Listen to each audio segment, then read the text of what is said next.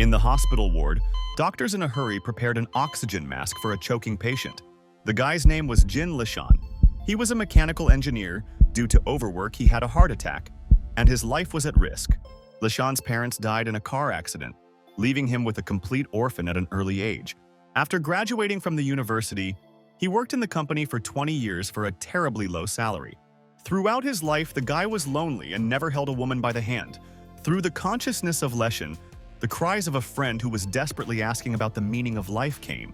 Meanwhile, doctors fought for the life of a young man who was already on the verge of death. They made the last attempt, used the defibrillator, hoping to make a miracle. Lishan felt terrible fatigue. He just wanted to close his eyes and fall asleep. A beautiful villa stood nearby, flooded with soft sunlight. Jin Lishan began to get out of midday. He was lying on a large double bed. Looking around, the young man decided that he was probably in the hospital. The thought of the cost of such a chamber scared him. Suddenly, the guy's attention was attracted by a sign on the wall. The inscription on it good. Naturally invited him to the magical continent of Eldria. With surprise, Leshan held out his hand and approached the sign to make out better. He closed his eyes as the bright light blinded, preventing him from considering anything. The next moment, the young man from exhaustion collapsed onto the bed, unable to believe in what was happening. His eyes opened with unexpected pressure. What the guy saw did not fit in his head. Jin Lishan looked in amazement in the mirror and saw his reflection. Something was strange why he looked different. A week passed. The young man managed to get used to a new role and began to manage local affairs. Once the door opened and light steps were heard on the threshold, a girl entered the room and bowed with a bow that Mr. Reinty was ready, as he loves. The young man looked at Leia and thanked her. This week, the guy realized what place he occupies in a new reality. Jin Lishan died in his past life and reborn into the body of a young man named Rein Edgar. He was the third son of the great Duke of Aldarian Edgar and had a brother and sister. His family was friendly. The scene of where they sat at the table surfaced in the memoirs, and his father made him eat food.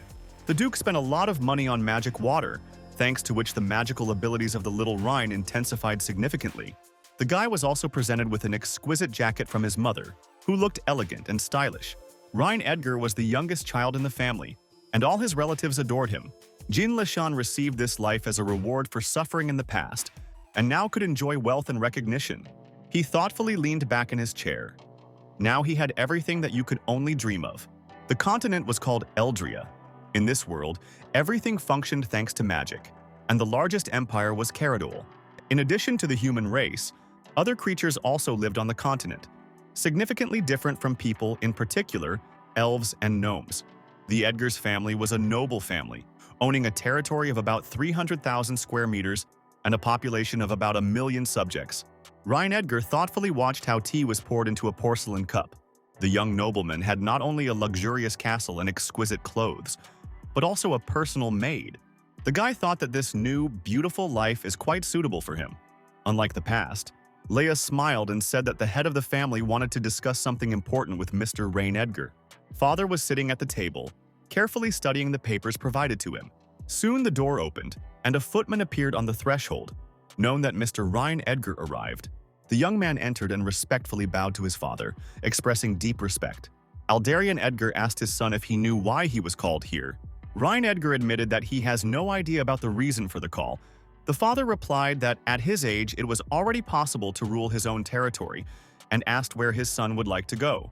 However, the young man stared at his father in bewilderment. This statement was unexpected.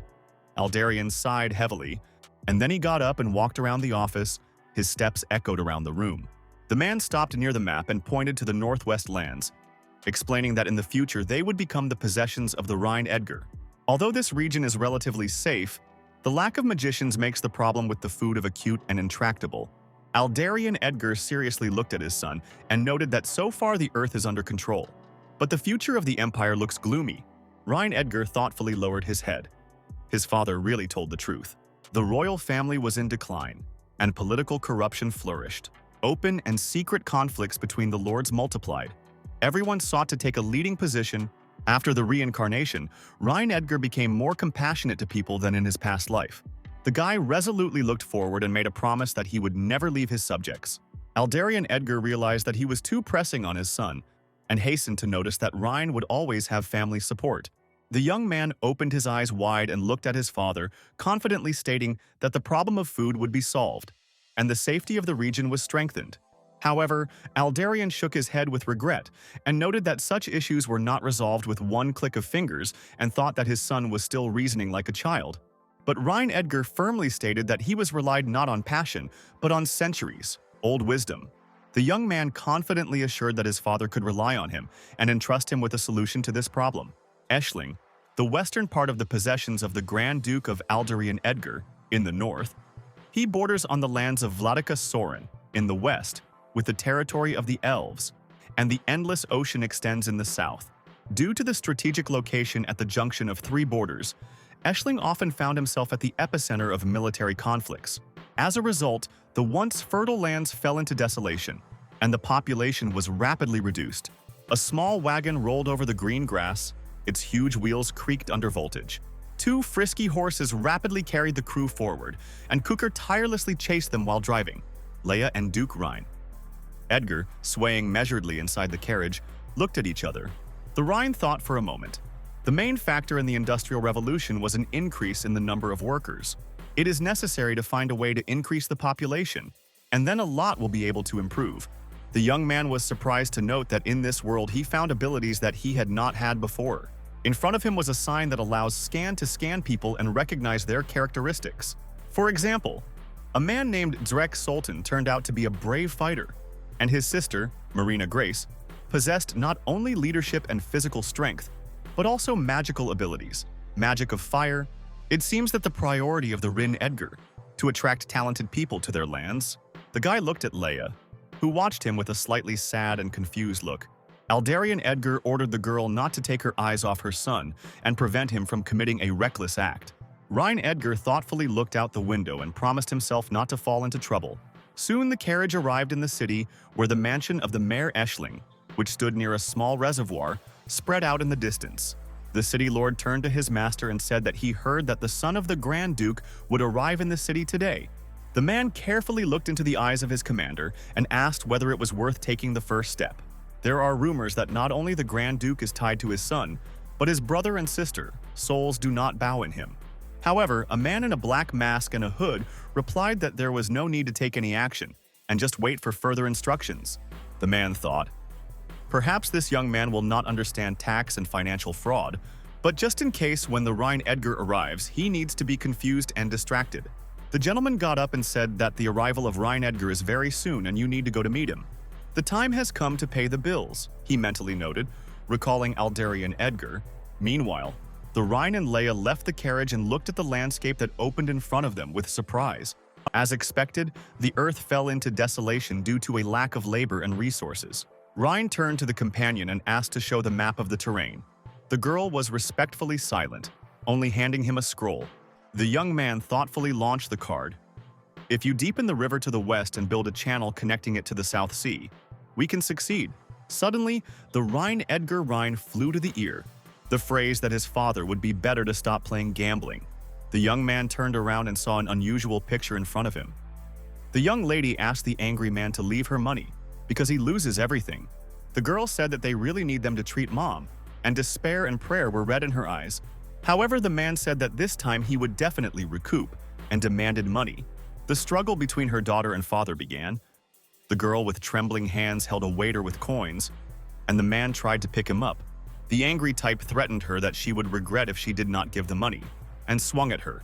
But suddenly Ryan Edgar intervened in a brawl, and immediately swung with all his strength. In total, the guy crashed the bastard, who immediately flew back along the trajectory. The Duke looked severe, and looked with contempt at the villain who dared to raise his hand at the child. The guy felt a burning pain in his fist. Leia hurried to the Duke. The maid said that the next time he should warn her before beating someone, but Ryan replied that everything happened on emotions. The young man ordered to check the condition of the girl, and he turned to her father. The man, scratching his head, raised his eyes and looked sternly at the guy who decided to hit him. Ryan Edgar said that if he takes money from the family and is in vain, he also loses it on his daughter. This is wrong. The bewildered Rock Eldred with rage asked who in front of him, because he had never met this guy before. The young Duke, leaning over the villain, said that this actually does not matter much. The Rhine threatened the man that if he sees him in the casino again, he would order his head from his shoulders. The frightened Rock rushed to run, screaming that he would never do it again. The young Duke turned to a saved girl and asked how she feels. The girl by this time had already calmed down and, looking at Ryan Edgar in all eyes, thanked him for his help. Wipe the tears. The young lady said that if the father took the money, she did not know what she would do. The young man looked at the characteristics of a new acquaintance and was very surprised by what he found out. The girl's name was Lillian Aldry. She had strategic skills and sorted out agriculture. Ryan thought for a thought. Although her abilities were not outstanding, she had the necessary skill. Therefore, Ryan Edgar invited the young beauty to go to the city with them to find a doctor for her mother. The girl was embarrassed because she was dirty and could stain the crew. The Duke thought a little and replied that these were just woods folded together, and there was nothing special about it. The next moment, he asked a question that the guy was very worried. From where in the place where poverty reigns, a casino appeared. Last fall, the Grand Duke Soren attacked the city. Then many soldiers died. This spring there was a strong flood, which destroyed a significant part of the lands and villages. The life of the townspeople turned into hell.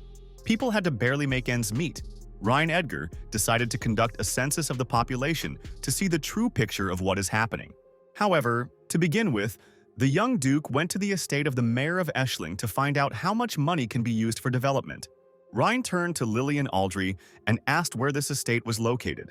The girl wanted to answer, but suddenly something unexpected happened.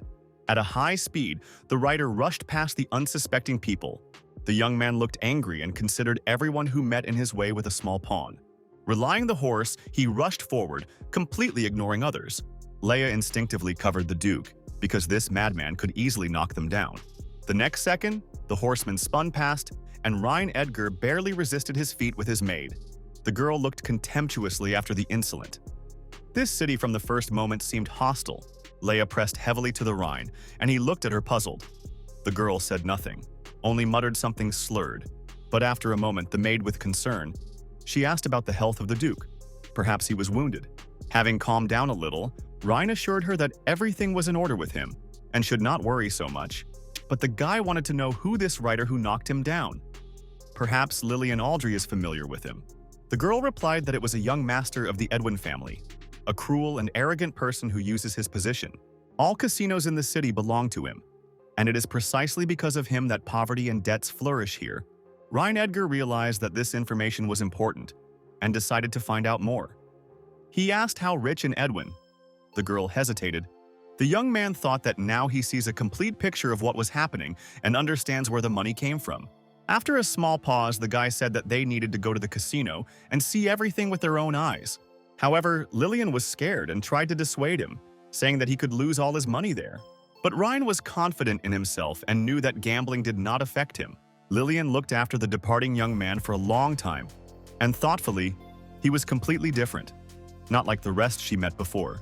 How powerful this young gentleman tried to guess the girl in her thoughts. Soon, they arrived at a small building located directly on a noisy and lively street. Ryan calmly approached the door, near which there were several strong men. The young Duke thought that it was time to begin the development of these lands. The next moment, the young man opened the door and slowly went inside, gently stepping along the carpet. A shameful picture appeared in front of him. One visitor begged to lend him 10 gold. Nearby, another man with burning eyes rejoiced at the next victory, enthusiastic about the light money. A group of players sat at the next table, one of whom aggressively demanded to put on red. Rein thought that while there are such institutions, people would not work normally. Leia approached him and whispered softly that the casino was surrounded by guards. And here is very dangerous. Ryan nodded knowingly, but was not going to abandon his idea. He said that he had to wait for the appearance of large fish. A good-natured employee approached them and offered to play a party where you can win a lot of money. Ryan thoughtfully replied that he was not sure, but he could try something simple. An inspired employee invited him to the table and gestured that you could sit down. Around the Rhine, several people immediately gathered, saying that the guy should register. In addition, 2 chips were given to each newcomer at the expense of the institution. This made it possible to experience good luck. Ryan threw the chips on the table, watching their fall with a severe gaze. The chips fell, making a ringing, and for a few moments swayed in place before stopping. Casino workers did not take their eyes off these chips, anticipating the success of their plan. The guy in a strict suit with a butterfly stated that 4 sixes were a great luck for him. The casino minister looked with chagrin at the Rhine of Edgar, The guy was very close to victory. Ryan Edgar asked, "Was it all in fact such a game caused him only boredom?" The young gentleman turned to the employee and said that he was very hungry and would like to know where to eat. However, the guy did not want to just let go of a profitable guest and blocked his path. The fraudster said that you can leave only by paying the debt that the Duke supposedly owed. Ryan Edgar looked with contempt at his outstretched hand and asked again when he owed. The young man calmly replied that he lent him 2 chips, which means that now he would have to return this money. Ryan Edgar noticed that he was counting on a gift. However, a persistent employee said that there is nothing free here, and for each action you need to pay the corresponding price. The guy said that each feature costs 100 gold, but taking into account the service fees and interest, the Ryan Edgar should 250. Then the villain added that if the beginner did not know or took money with him, he could leave his maid as a pledge. However, unexpectedly he gnawed, because he heard the words of a young lady who noticed that the guy was saying frank nonsense. Lillian Aldrey asked the master not to believe him. Every token is only 1 silver coin. However, the fraudster rudely replied that the usual ragging should not interfere because she does not know all the subtleties. The next moment, Ryan Edgar, finally losing patience, crashed the impudent on the head, and he flew to the side. With a loud roar, the worker fell right on the table, and the chips scattered in different directions. Ryan Edgar arrogantly asked that this arrogant type still spoke. He can repeat his words. Meanwhile, the agile visitors, noticing confusion, decided to take advantage of the situation and began to select the chips. Ryan Edgar watched them suspiciously. These people looked sorry. Suddenly, a man entered the room who nervously asked who dared to arrange chaos in his institution. Veserlo sternly looked around all those present, intending to punish the guilty. Ryan Edgar grinned. Everything turned out the best. Large fish pecked. The confused visitors raised their heads and became colder with fear. Seeing who in front of them, Loero, breaking into a scream, ordered his thugs to beat the violators of order so that they knew their place. The guys asked for mercy, swore that they learned the lesson and would never do this again. However, powerful blows followed one after another, and despite their prayers, no one was going to listen to them. Casino workers bewilderedly watched the cruelty of the luck, with whom it seemed impossible to agree. The guy said that everyone should behave appropriately, otherwise it would affect everyone. Lillian Aldrey trembled and hid behind Leah's back. The girl blamed herself. If she had not brought them here, nothing would happen. Recently, Ryan Edgar agreed with a good doctor to help Lillian's mother, and she did not want to remain in debt. Therefore, the young lady decided she did not know how it would end, but she felt that it would be right. The girl stepped forward and firmly stated that all this had to be stopped. Lillian Aldrey was not going to deceive anyone and did not want to let others do it. Visitors looked at each other in surprise who it was at all. And why did she need it, they thought. In this city, no one chased a challenge and remained unharmed after that. Lillian Aldrey resolutely stated that casino, this is only a deception of scammers who destroyed many families. She could not allow her friends to become the following victims. The guy turned slowly and with anger asked him whether this appeal was. The scoundrel extended his hand sharply, showing that such words could be paid with life. Waiting for a blow, Lillian closed her eyes, but after a few seconds she realized that nothing had happened. When she cautiously opened her eyes, Ryan Edgar stood in front of her, who resolutely pushed the enemy aside. The girl looked at him bewildered. This guy turned out to be a man who possesses only 5 loops. It was especially careful with him. The young man looked coldly at the Rhine, expecting him to make any complaints. However, Ryan only calmly noted that he was not satisfied with the methods by which only the strongest survives in this world. It seemed to him that the real fun began only when the time came to take stock. With rage, Veserlo looked at his enemy, who dared to stand in his way without even knowing who he was dealing with. But the Duke did not need these games. The only goal of his appearance here was to restore justice. There was silence in the hall when the guy slapped in his palm several times. The next moment, armed knights entered the room, whose hands tightly squeezed the weapon. This fight was over, and now his word became the law, which everyone should obey. Meanwhile, the main officials of the city gathered in the banquet hall. One of the nobles hoped that his daughter would like the young master, Ryan Edgar. The bosses slowly talked among themselves. Mr. Lucas received impressive income thanks to the support of the city lord. However, one of those present carefully watched the Rhine and was sure that this young man intends to pick up the Duke's daughter, but was not ready to allow it. Earlier, agreeing with the city lord, the young man instructed to slightly scare the guy during the banquet. At this time, the young lady approached the master, expressing a desire to raise a toast in his honor. The city lord who watched what was happening was on his guard. There was no doubt in his thoughts that this person could not be trusted. No one knew where he had disappeared. If the guy was here, one could try to establish relations with the son of the Grand Duke, but hardly anyone would allow him such freedom of action. The next moment, everyone froze when His Majesty Rhine Edgar entered the hall. The guy sternly looked around the audience and confidently stepped forward. Around him, guests were crowded, who with the acting views presented him with gifts. One of them, the head of the family of the Roaders, said that he had brought his daughter here. Ignoring this remark, Rhine Edgar recalled that if everyone has already forgotten, you can start. The next moment, several courtiers carried out the canvas installed on the footboard.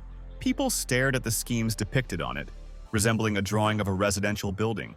Rhine Edgar explained that this is a plan of a dam, drawn today in the afternoon, and the guy intends to make sure that the construction lasts many years.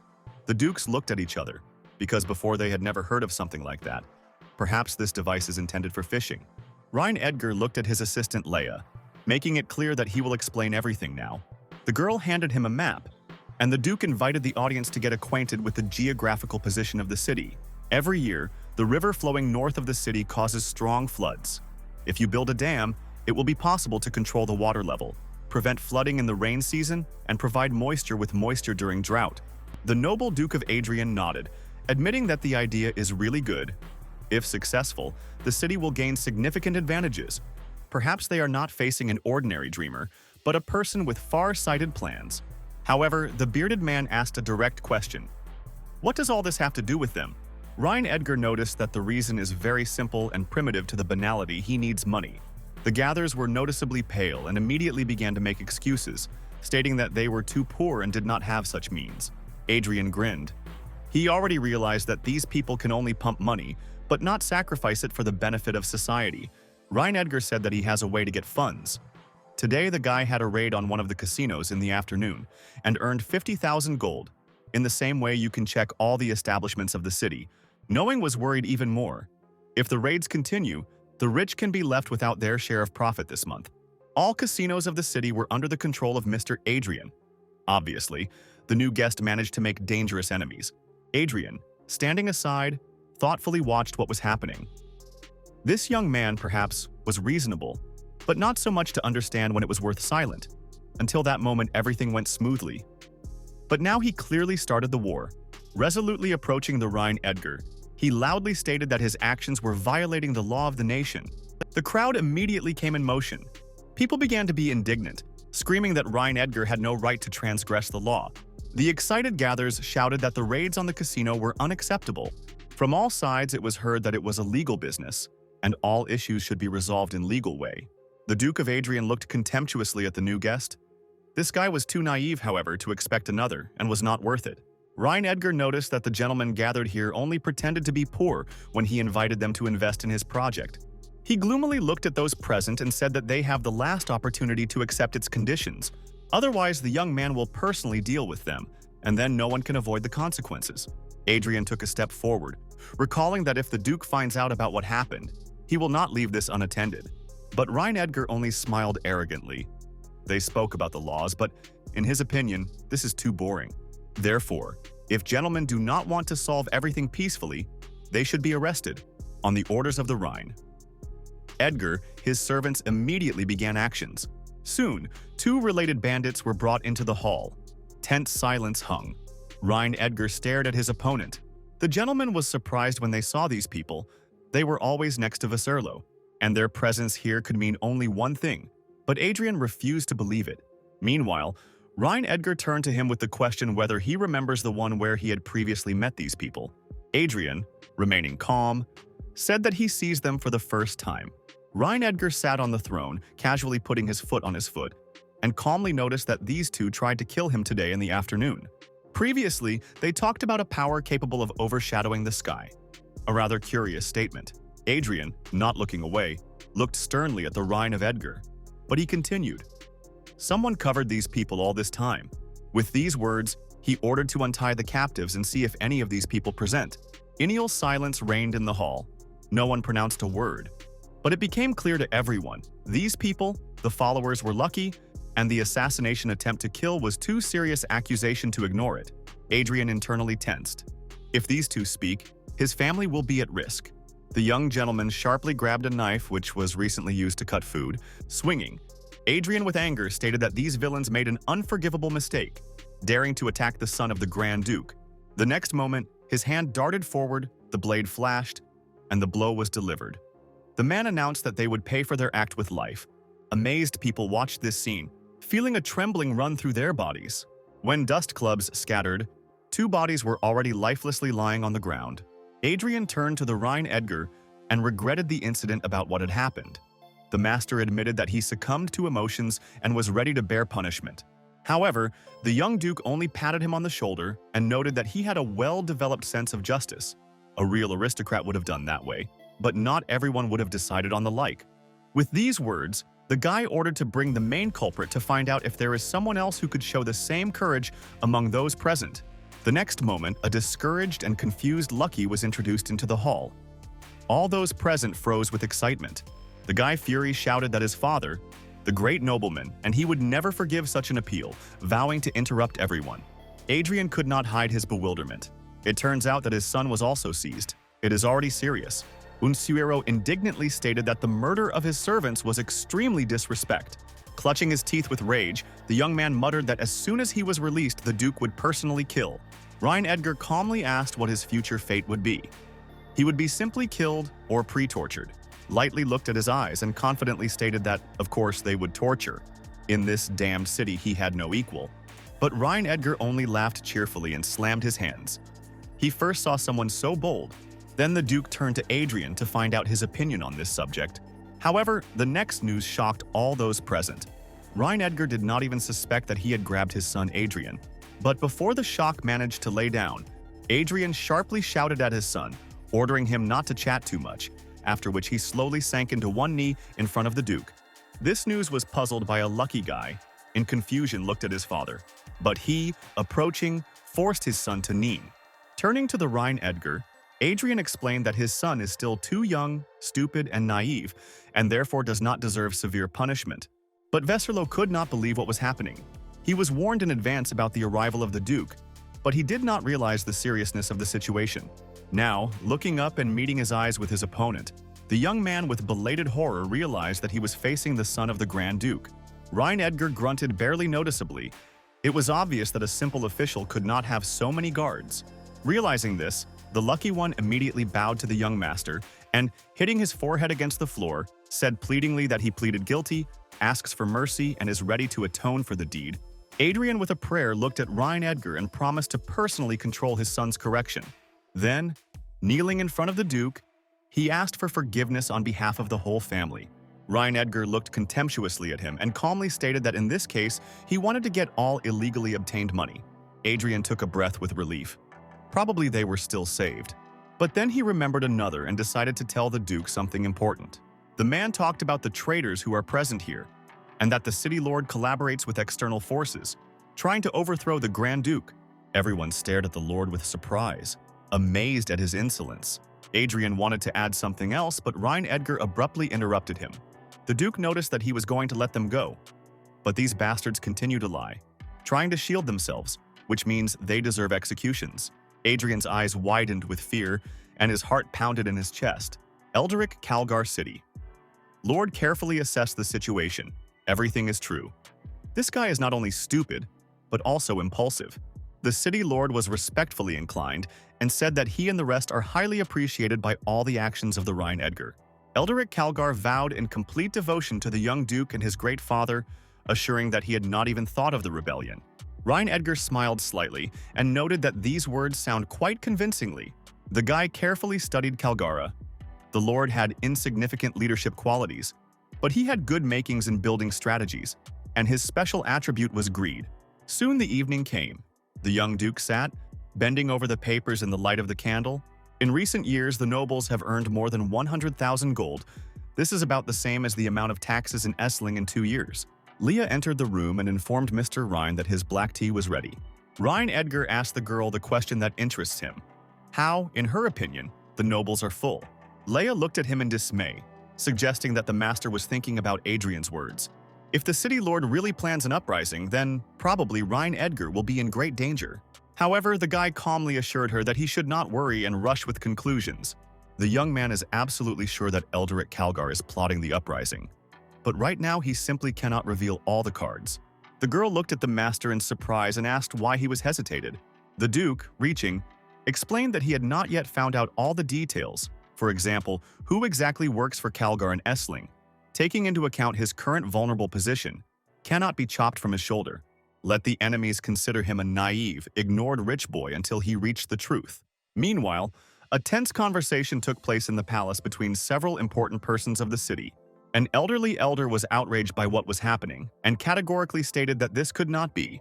Eldrick Calgar asked the Master of Guild Malcolm to calm down, because Mr. Rein is in no hurry to prove his solidity to the Grand Duke. However, the Master noted that the Lord does not have to take his side at all. Even the Grand Duke Valenkin shows respect for the wizards when he speaks to them. Eldrick Calgar thought about it. The man just wanted to find out how to bribe the Maga Guild. But the wizard himself brought himself to himself. Malcolm agreed that such impudence was unacceptable and stated that it was necessary to talk with the Rhine. Edgar, Calgar tried to stop him. Thinking, the man realized that not everything was so bad. The young Mr. Rhine insulted the magical guild, and from that moment he will be left alone in Ashling. Meanwhile, Rhine Edgar was engaged in the development of his strategy. The young duke decided to return to where he started, to engineering drawings, nothing more. Soon, Leia entered the room and said that the master of the Guild of Wizards Malcolm wanted to meet with the Duke. The young man was slightly surprised because he did not expect such a visit. A moment later, Malcolm appeared in the room and demanded an explanation about insults to the Magic Guild emanating from the Rhine Edgar. The Duke did not understand what was being discussed and only puzzledly looked at the guest. Malcolm handed him a paper, which indicated that the project did not accept proposals from wizards, physically inferior and old people. The Duke, looking at this document, calmly stated that his activity was related to the construction of the dam, and did not understand how this could insult the Magical Guild. The man insisted on the opposite, claiming that the letter clearly states that wizards were not allowed to work. This was perceived by him as a provocation. Rhine Edgar could not believe that in this world even wizards were forced to do hard physical work. However, Malcolm demanded an exhaustive explanation, emphasizing that every magician from the guild would not refuse to work for the Duke. The young man decided to check the statistics of his comrade. He noticed that his level of fidelity was extremely low. The main feature of Malcolm was the desire for knowledge, and the character was distinguished by straightforwardness. Most likely, someone had already brought this type. Rein, realizing that there was an error, tried to explain the situation. The guy did not intend to show disrespect for magicians, but he had 3 reasons why he did not hire the wizards. The first reason was a limited number of mana, because of which magicians could not have time to do work on time. The second reason was the high cost of their services, since for this price it was possible to hire a dozen strong workers. The third reason was associated with the standard of living of ordinary citizens who had to fight for existence.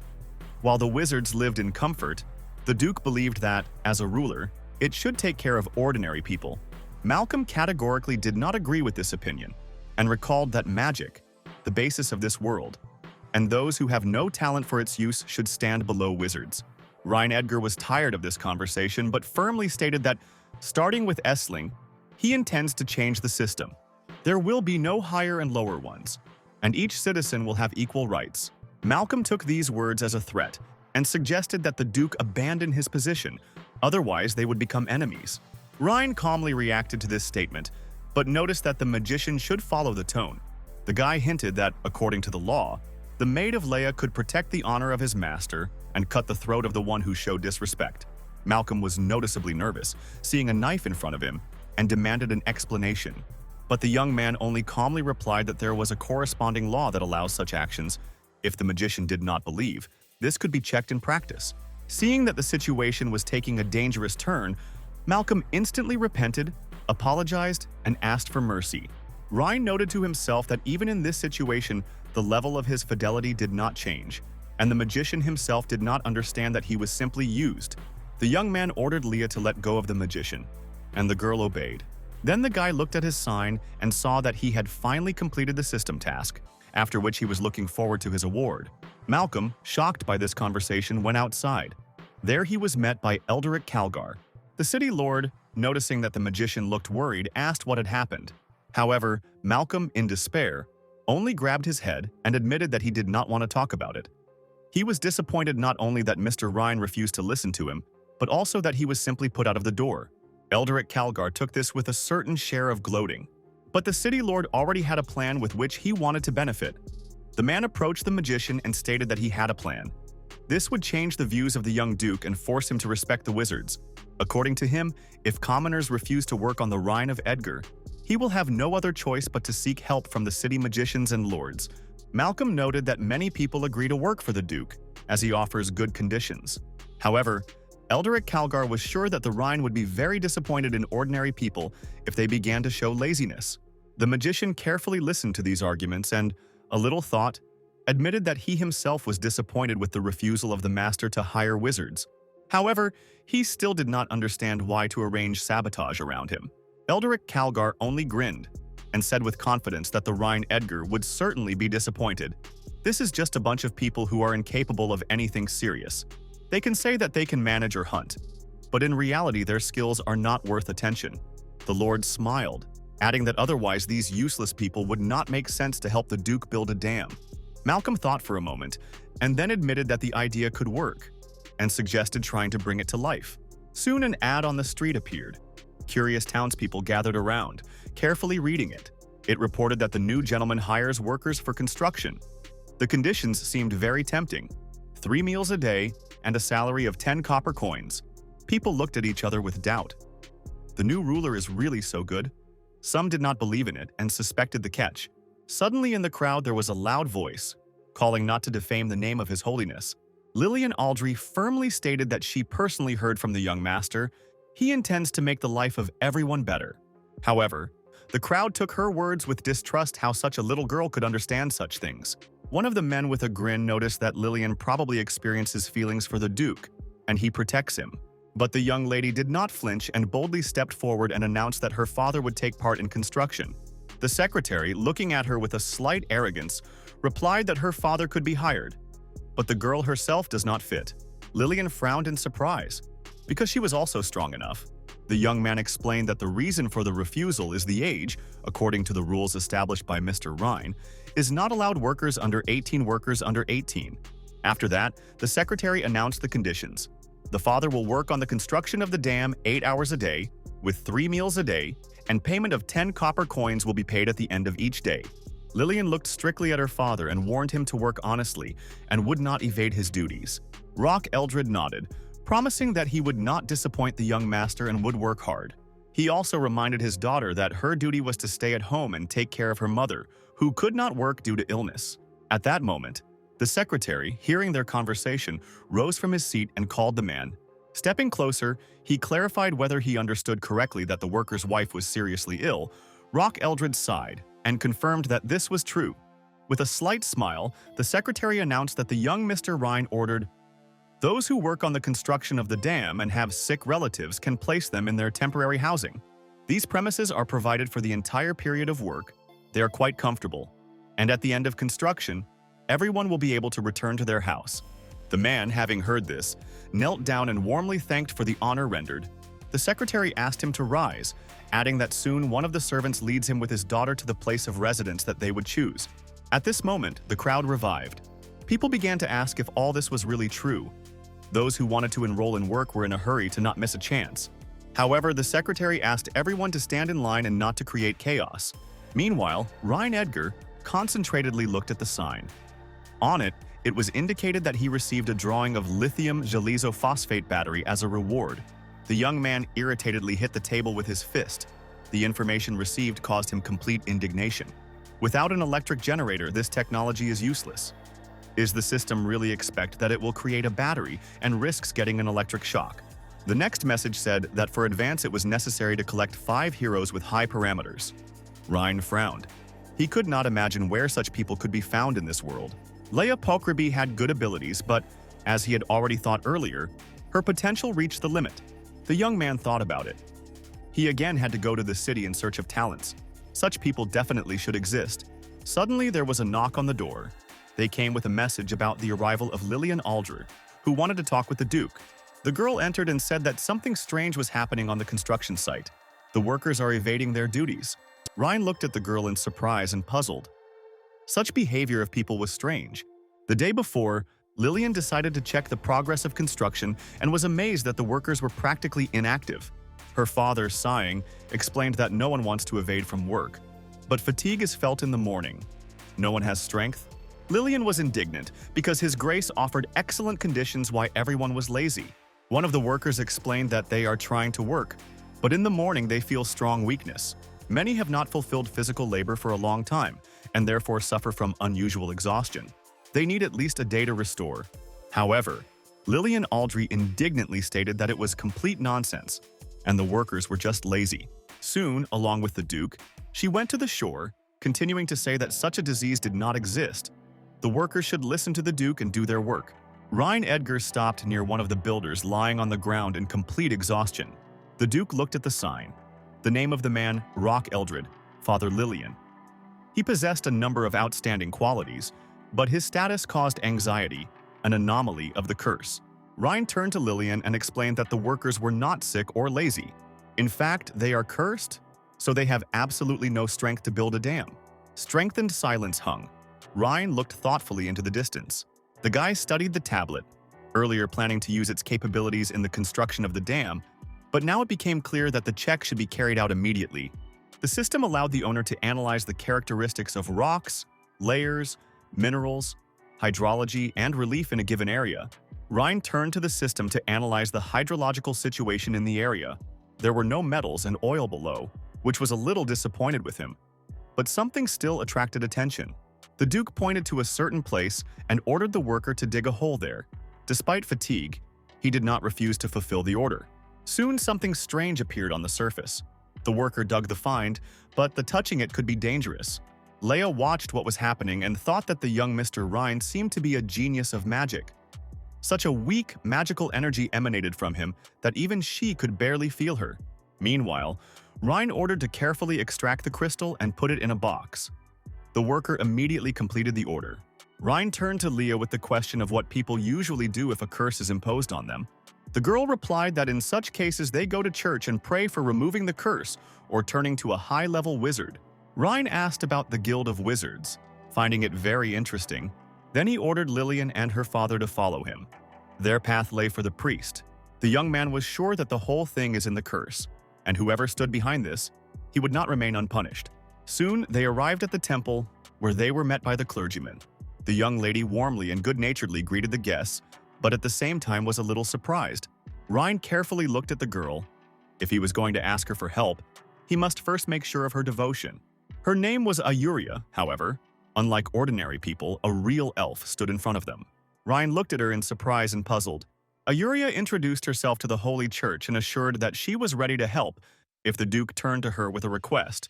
Ryan explained that one of the workers was probably cursed and asked if something could be done about it. The clergyman replied that she would need to study the state of the man in order to accurately determine the nature of the problem. The next moment, her eyes widened in surprise. Bright light illuminated all those present, forcing them to squint. Ayuria carefully studied Rock Eldred and confirmed. Ryan Edgar is right. He is really cursed. The guy asked if it was possible to do something about it and how to rectify the situation. The girl concentrated in her hands a magic ball, which sparkled with bright light. The ball slowly approached Rock Eldred, who was amazed at what was happening. The next moment, a luminous ball touched his chest and merged with him, expelling the dark forces out. Rock felt a sudden surge of energy. With enthusiasm, he admitted that he felt completely different, and now he could return to work in order to complete the construction. However, Ryan Edgar enlightened him. Do not rush. You first need to understand everything to the end. Then the guy showed Ayuria the found diamond, hoping that she could explain his nature. The girl carefully studied the find and said that this dark crystal, one of the most affordable, but it contains a huge amount of magic that can strengthen the curse.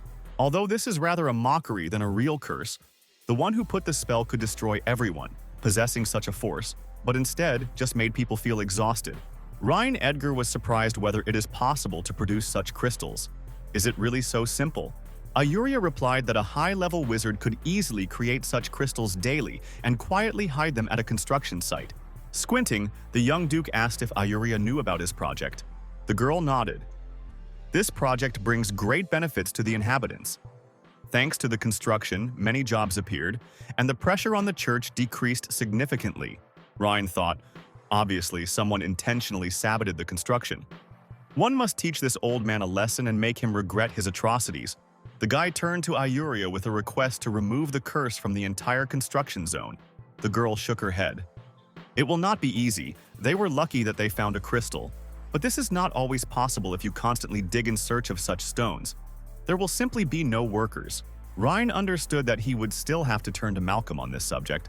However, Ayuria recalled someone who could help, even if this person was a little strange. Some time passed, and they arrived at the huge, picturesque mansion. The Rein held a note with the address. It was the house of Lady Selena, the former president of the Guild of Wizards. The Duke knocked on the door, one way or another. He needed her help. Suddenly, Leia was alert. She felt an approaching danger. The girl blocked the Rein and warned him to be careful. The next second, a powerful explosion rang out over their heads, which made everyone startle. Rein Edgar was shocked and tried to understand what was happening here. Meanwhile, inside the mansion, the young lady sighed in a crushed way. Another failure, but she was not going to give up if necessary. She was ready to demolish the whole city of Ashling, if only to succeed. When Rein and Leia explained the reason for the visit, the sorceress only dismissed and refused to help, saying that she was too busy with work on a new magic device. Reina was interested in the magical device, perhaps a new magic wand. However, the annoyed sorceress asked him not to bother with stupid assumptions. Leia turned to Selena and noticed that she would not hurt to follow her tone when she was talking with a young duke. However, the sorceress carefully looked at Leia and suddenly noted that great magic was hidden in her. Therefore, she invited the girl to remain her assistant, and when she ends her affairs, she will help little Rein Edgar. But Leia answered angry that if the sorceress does not know what politeness is, then she will have to teach her. Their views met. A magical spark broke out in the air. The atmosphere was heated. Rein Edgar intervened, reassured the maid, and recalled that they came here for help and not to create problems. Then he drew attention to objects laid out on the table and asked if he correctly realized that all this was done by Selena's hands. The sorceress with a light grin replied that the Duke at least recognized her skill. But unfortunately, all persuasion remains unsuccessful. The girl tried to create a device that could store powerful electric magic. These words plunged Rein Edgar in shock. His eyes widened in surprise. A magic device for storing electric magic? It is really interesting. Selena nodded and explained what is so, but every time her attempts are unsuccessful, an explosion is happening. As before, now she needs to relax. Rein Edgar looked thoughtfully at the sorceress. Silently was silent, pondering what he heard. A moment later, the guy said that if he says how to create a device for storing electricity, maybe Selena will help him to deal with the Guild of Wizards. However, the girl again sternly stated that she did not have time for nonsense. But Rein Edgar did not retreat and spoke completely seriously. If he helps to create this device, then Selena will have to help him with the guild. She thought for a few moments, and then agreed to these conditions. Selena added that if they manage to create the right magic device, then this will not only solve the problem with Bolvan Malcolm, but will also force the Wizard Guild to obey the Duke. But if Rein Edgar does not work out, he will regret it very much that he came here at all. Some time passed, and everyone gathered on the terrace near a small device. Rein Edgar, with enthusiasm, thought that recently he thought where to find electricity. Perhaps magicians were able to replace ordinary electric generators until hydraulic would be built. The Duke showed a finished device collected according to Selena's clear instructions. The girl stared at the subject with distrust and stated that it could not be that these stones could store magic. Most likely, they would simply explode when using even weak spells. However, Rein Edgar confidently said that the capacity of this battery is about 185 watts per kilogram. Soon, the young lady picked up the device to release magic. Now they will be able to check how powerful the Duke is. Lightning rolled around her, and numerous electric discharges spun in the air. Selena carefully brought the phone to the device, and powerful discharges flashed immediately. The next moment, the sorceress opened her eyes wide and realized in amazement it did not explode. Rein Edgar asked for a smile. Is it all that she is capable of? Because this is not even half the power that the battery can store. Selena was instantly angry and stated that she would wipe this grin from his face. But the very next moment, her forces dried up, and she exhaustedly sank to the ground, looking in amazement at the device. This thing really can store her magic, simply incredibly. Meanwhile, Ryan Edgar bent over the device and began to carefully check the wires. "This is enough to charge an electric car for more than 3,000 kilometers," he said. And Selena, it turns out, can fill the battery with 87% alone. Now it is really a convenient human battery. Dear batteries of the Wizard Guild will now be very useful. The time has come to demonstrate her talents. Soon the wires were interconnected. Selena turned to the young master and asked how he was also able to use energy. Ryan Edgar explained that he could not only use the magic of electricity, but also make it accessible to all residents of the city. Selena reacted to these words with distrust. Considering it as impossible, it seemed to her that it was so easy to comprehend magic. However, the guy continued, claiming that he has magic devices that are superior in power to ordinary batteries. He suggested that the sorceress help, promising to show the world where everyone could use magic. These words put Selena into a dead end. She could not imagine that the existence of a world in which magic is available to everyone is possible. Meanwhile, in his palace, Malcolm thoughtfully studied the latest information. He was sure that Ryan Edgar was about to come with a request for help. However, his expectations collapsed when Selena unexpectedly entered the room. In horror, the magician cried out. Seeing her, the old man trembled in fear, not understanding why the president of the Magic Association appeared here. The girl confidently walked around the office, and the sound of her heels echoed around the hall. She, without unnecessary preface, accused the wizard of stood in the way of young lord from the ducal family and tried to arrange a rebellion.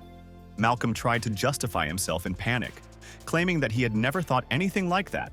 However, Selena did not let him finish, grabbing him by the collar and sharply pulling him to her. She demanded an explanation for the fraud that the magician arranged at the construction site. Judging by the expression on the face of the young lady, it was noticeable that she was determined to decisively find out the whole truth. Frightened, the old man and everything admitted what his cunning plan. Malcolm gathered magicians from the association and convinced them that Ryan Edgar despises them.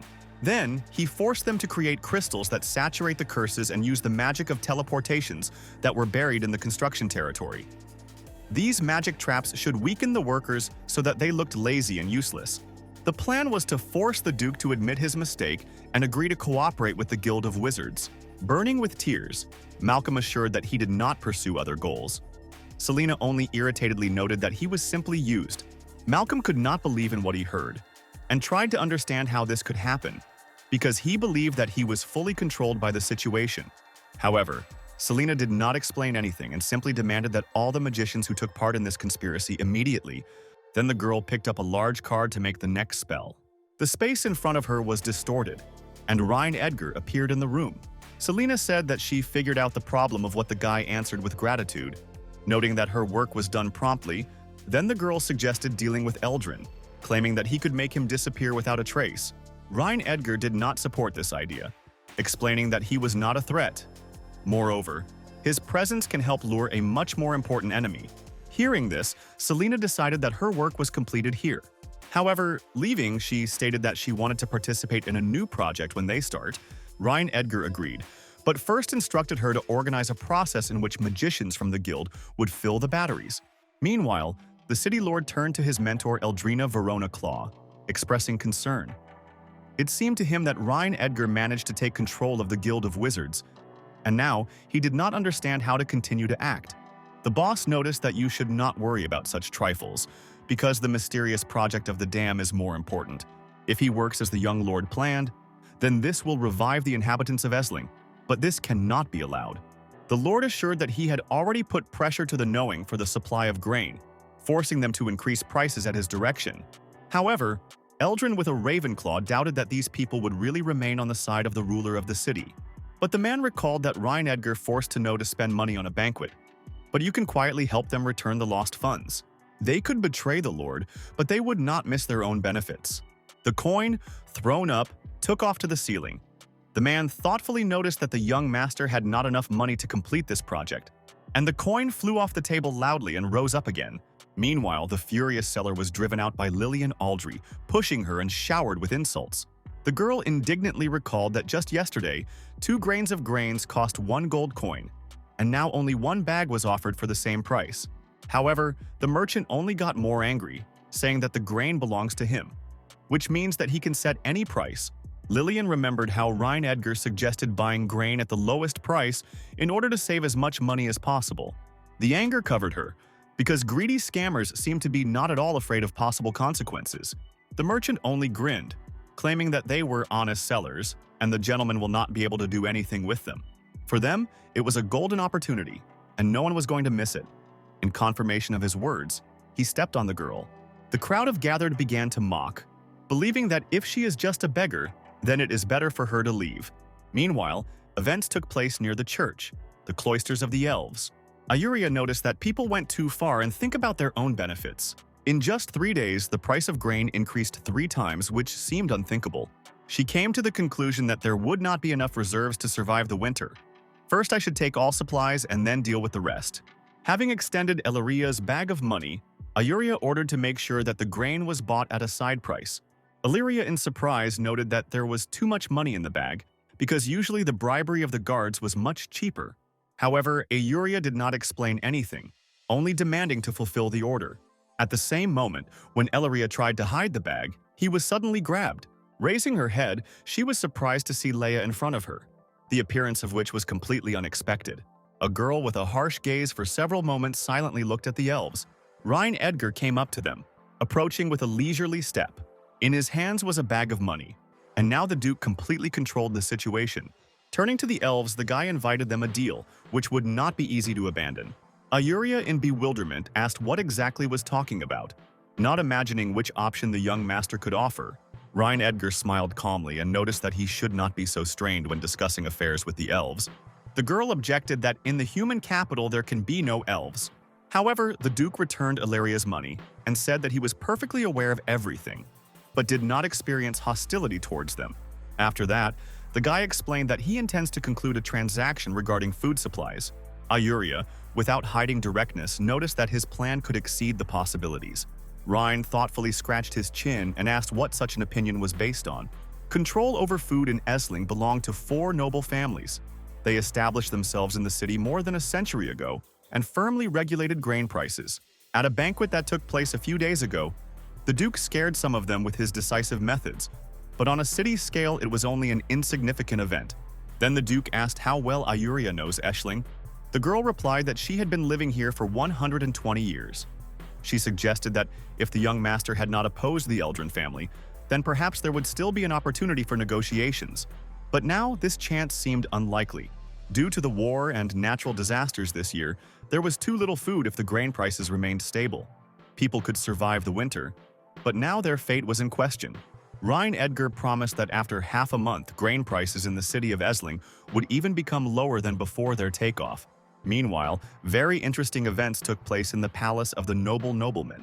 August Klein was happy that the Lord Mayor supported them and helped them in this difficult period. The 4 main families made a huge fortune on this. And at the table there were words that it was necessary to thank the Lord Augustus for taking up this business. The assembled noble gentlemen immediately picked up this thought and from all sides began to thank the Lord. August Klein raised his glass and said that in honor of this should be proclaimed a toast for the prosperity of their business. With these words, the Lord joyfully clung their glasses, anticipating their success. Suddenly, a courtier entered the room and said that Ryan Edgar sent an invitation to a banquet to him and 3 other lords. This news was very puzzled by those present, because they did not expect a banquet with the master. Is this young Lord Ryan Edgar going to come to them? It is not clear what to expect from this meeting. Roland turned by August Klein and asked what to do now, because they need to make money. However, August Klein looked calm and said that one should not worry. The increase in grain prices was completely legal and was not subject to discussion until they provoked the young master. Nothing would happen. The next moment, the man hit the table with his fist. Besides, if they rallied 4, he will not be able to do anything. The price of grain is set by merchants, and even the emperor does not have such an authority to intervene in this. To say about the youngest son of the Duke, the gathered nobles applauded and noticed that August Klein is absolutely right. If you use this opportunity, their families would not encounter poverty. Today you can sell grain of 2 gold coins per bag, and if young Mr. Ryan Edgar presses too much, you can lower the price of up to 5 copper coins to reassure it. If someone dares to leave the game, August Klein added severely, then he will not leave it like that. Gentlemen promised that they would be with him to the end and would never give up from the plan. August Klein said that now you can change into something more suitable and go to the banquet of the young master.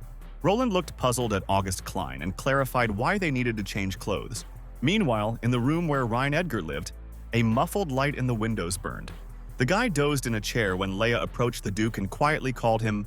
The court said that Augustus Klein arrived with the rest of the nobles. Edgar said that they should be invited, as well as hand over the kitchen to serve food. The next moment, several men walked along the corridor and went inside. August Klein respectfully bowed to the young Duke and greeted him. Edgar looked at the guests with an appraising gaze. They tried to portray the poor, but they still had to learn a lot. The guy asked if he correctly understands that in front of him are noblemen who control the stocks of grain in Ashling, but why they look so disheveled. August Klein replied that recently they heard about a new project that is very beneficial for people and would like to participate in it. They allegedly invested large amounts of money to support the construction and sold grain from barns at the lowest price. Leia, with contempt, thought that these villains have no conscience. They are trying to frankly deceive the young master. Edgar said he was very touched by such an understanding and support from the Lord. Then the guy thanked for this incredibly useful help for every person. The young man said that he invited them here to discuss cases with grain, which care very much. Burning with tears, August Klein said that recently there really is not enough funds, but 2 gold coins for the bag are already a loss for them. Edgar noticed that the lords did not understand him correctly. The guy meant that from tomorrow, you can raise the price of grain to 4 gold coins by the bag. August Klein was very surprised and could not believe his ears. 4 gold coins by the bag. It is simply unthinkable. The young man once again repeated his conditions. 4 gold coins in 1 bag, and he will take 30% of the amount. August Klein looked at the master bewildered and said that he was an elderly man. His hearing is not the same as before. Did the Duke really say that it was necessary to increase the price of grain? Edgar confirmed his words and recalled that he was entitled to 30% of earnings. A smile was reflected on the man's face. Initially, he thought that the young Mr. Rhine, an inexperienced child, but it seems it has as much trade cunning as in the rest. If the young master is so understanding, then the road will become smooth for many. August Klein regretted that he had not visited this wise boss before, but without an official decree, it is impossible to increase the price. Otherwise, if an uprising begins, then everyone would suffer. August Klein expressed sincere gratitude for understanding from himself, as well as from all close servants. Edgar said that the documents for signing the decree have already been compiled. A family seal was put on them, and after the end of the dinner, they can be taken out. But the next moment, the Duke specified, if someone from tomorrow dares to disobey him, the fate of the Eldrin family will serve as a warning. August Klein, as well as the rest of the nobles in chorus, assured the Rhine in chorus that they would fully pay him for such kindness. Some time passed, a small twilight sparkled in the windows, and no one slept in the Bolshoi palace. Roland noted that perhaps the Lord Mayor should inform about this. An increase in grain prices instead of their decrease, a rather unusual solution. However, August Klein was very angry when he heard it, and said that the more people know about a good thing, the less money you can earn on it. He probably uses 4 of them only to draw into his favorable plan. Therefore, the man persistently stated that the plan for increasing the price of grain will remain only between the participants in this community. One should be a real fool so as not to use such a profitable business. Roland said that he simply had never seen such a wonderful opportunity in his life. He is unusual for him, so he is a little worried, but nothing can do anything about it. The next moment, bowing, the man said that he would follow August Klein through fire and water. August Klein burst out laughing and said that from that moment on, the 4 of them will be holding together. The next moment, the man offered to act faster while the decree comes out. It was necessary to collect all the grain from these small foreign merchants. Meanwhile, a real storm of indignation burst out in the house of Edgar. Ayuria could not understand why the young Duke had to talk with unclean merchants. The girl with rage noticed that today, she would show how she should not joke with the elves. Lillian Aldry tried to persuade the Holy Sister not to chop off his shoulder. Rhine promised that the price of grain would go down. The young lady persuaded Ayuria to be patient and trust the plan of the young Duke. The girl lowered her eyes, but doubts remained in her soul, and she did not know what to do correctly. The next moment, Ayuria turned to the Edgar, trying to clarify whether she understands correctly that he intends to raise the price of grain. The young man answered in a calm tone, assuring that you should not worry. The price will not always remain high, and in less than half a month the market will completely collapse. However, the Holy Sister continued to doubt, because the young master had no idea how cruel the world could be. The elf, who lived for about 200 years, had never seen before the prices of grain fell after her peak. Ryan Edgar thought and asked how much prices could fall if someone tried to knock them down by a violent way, and would bring this success at least several coins. The girl replied that even if so, it would easier to make the situation easier. To raise the price from 2 to 4 gold coins was impermissible, because then at least some families could unite and buy a bag to survive. Ayuria was sure that now many could not afford it and would be doomed to hunger. The Duke noticed that, in any case, people could not buy a bag for 2 gold coins, which means that nothing would change for them for 4.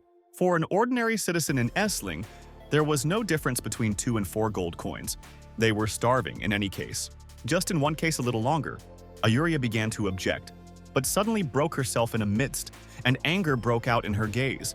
Meanwhile, the guy continued to explain that his goal is not at all to force the merchants to reduce the price of several copper. There was no sense in this.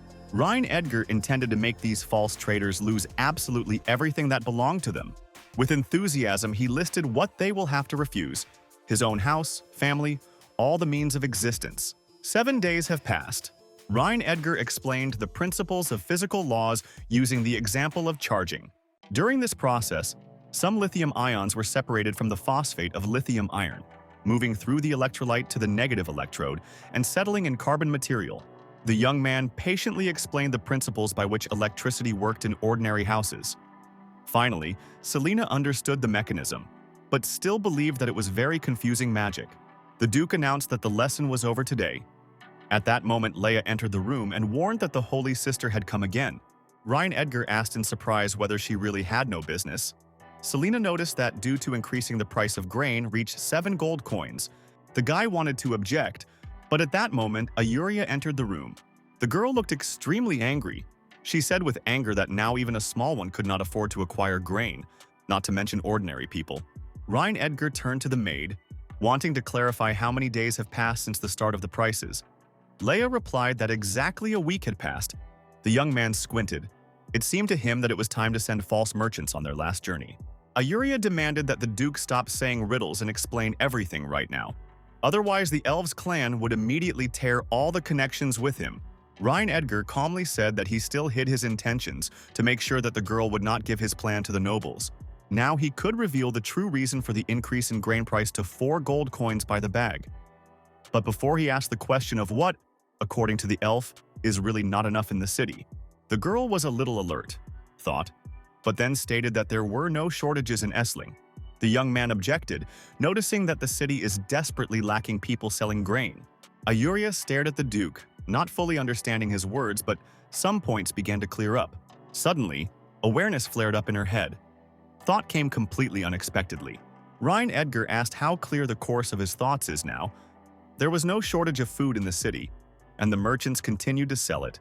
Greed, quality that is easiest to manage, no one can abandon their desires.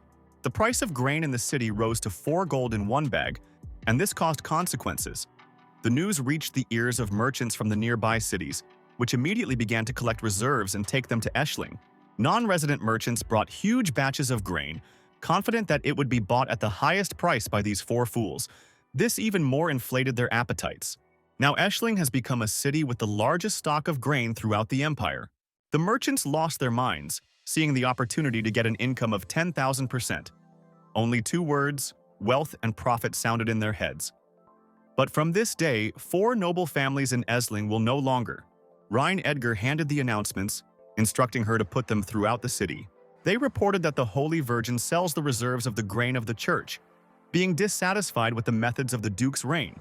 The price for the bag was only 1 gold coin, and everyone had to find out about it. Ayuria wondered why the Duke creates her such a good reputation among local residents.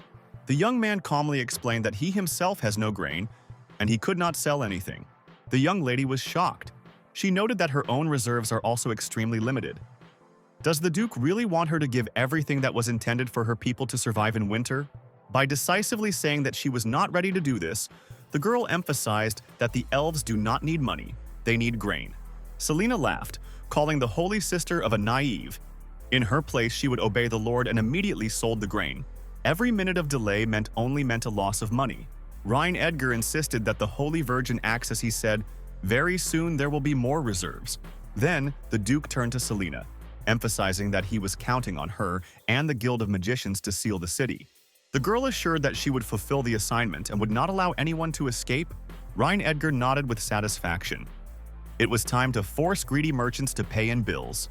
The guy was about to start using magic, but Leia, approaching, did not dare to speak. He asked what worries her. The girl admitted that she was afraid.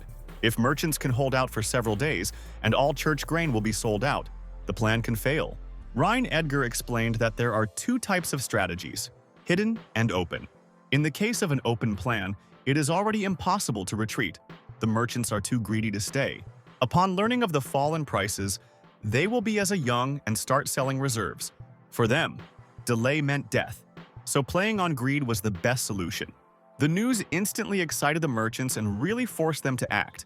When the church announced the sale of grain at a price of 1 gold coin for a bag, supposedly with the aim of helping people, scammers began to urgently look for ways to protect their position. Initially, they panicked.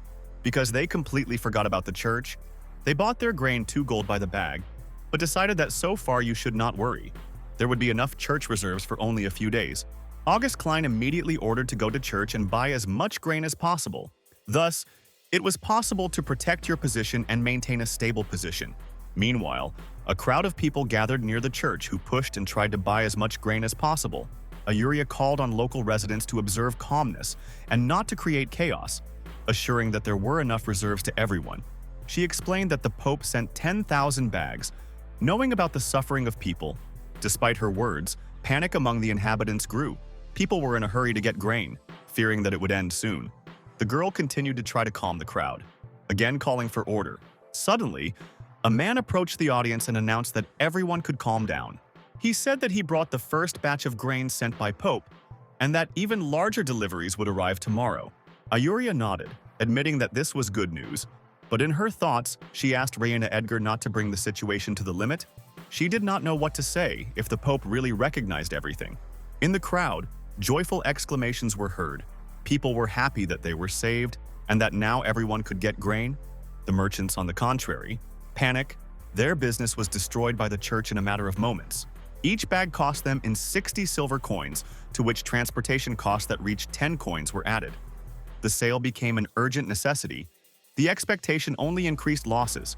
One of the merchants loudly announced that he reduces the price up to 95 silver coins per bag. The crowd revived again. People sought to get grain, in a hurry to take advantage of the chance. However, not all merchants shared enthusiasm. Some understood that if one of them yields, then everyone would collapse. A few moments later, new shouts spread among people. Someone offered the price of 90 silver coins, another, already 80. Leia, watching the situation from the hill, noted that the plan of the Edgar works. The Duke, only with a light grin, confirmed the obvious. Human nature is unchanged. Everyone is afraid to be the last, so, in a hurry, agrees to sell the goods as quickly as possible. The girl suggested that the price could decrease to 50 silver coins, but the Duke objected that she underestimates these merchants. When people like August Klein begin to sell, the grain turns into the cheapest thing in Ashling. He was sure that the price would drop even lower and would become affordable to ordinary citizens. Leia nevertheless doubted. August Klein and his group are unlikely to do the same as foreign merchants. After all, they purchased grain at a price of at least 2 gold coins, and possibly more expensive. Moreover, these people were allies, were present on the same banquets, and would not betray each other. Edgar, only with a grin, noticed that the girl trusts them too much when the benefit is at stake. Friendship ceases to matter, and everyone saves only himself. Now that when the prices in Ashling no longer posed a threat, it is time to discuss the second part of the transaction with the Holy Virgo. Meanwhile, the city lord arrived by August Klein to report a decrease in prices. Looking at him with anxiety, the merchant realized that things were going worse than he was counting on.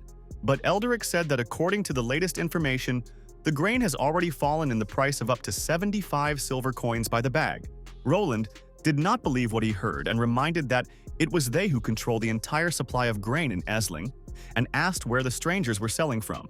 The Lord assured him that he would not dare to lie, and that this was a bitter truth. August Klein thought, the appearance of extraneous merchants and a sharp drop in prices, too strange coincidence. The next moment, the man opened his eyes and understood everything. Now the events formed a single picture. Young Mr. Rhine turned out to be merciless, apparently. He intended to finally destroy their families. Roland approached August Klein and asked what was happening. since he himself did not understand anything. The main merchant explained, "At first the Rhine distributed rumors, because of which the prices for grain in Essling took off to heaven. This attracted merchants from neighboring cities, and they massively brought grain to the city. As soon as the market was filled, he took advantage of the name of the church to sharply bring down the price. This caused panic among the arrived merchants, and in the end they had to sell the goods at a loss so as not to lose even more money." Roland looked shocked. He could not believe that young Mr. Rhine really used such a vile trick.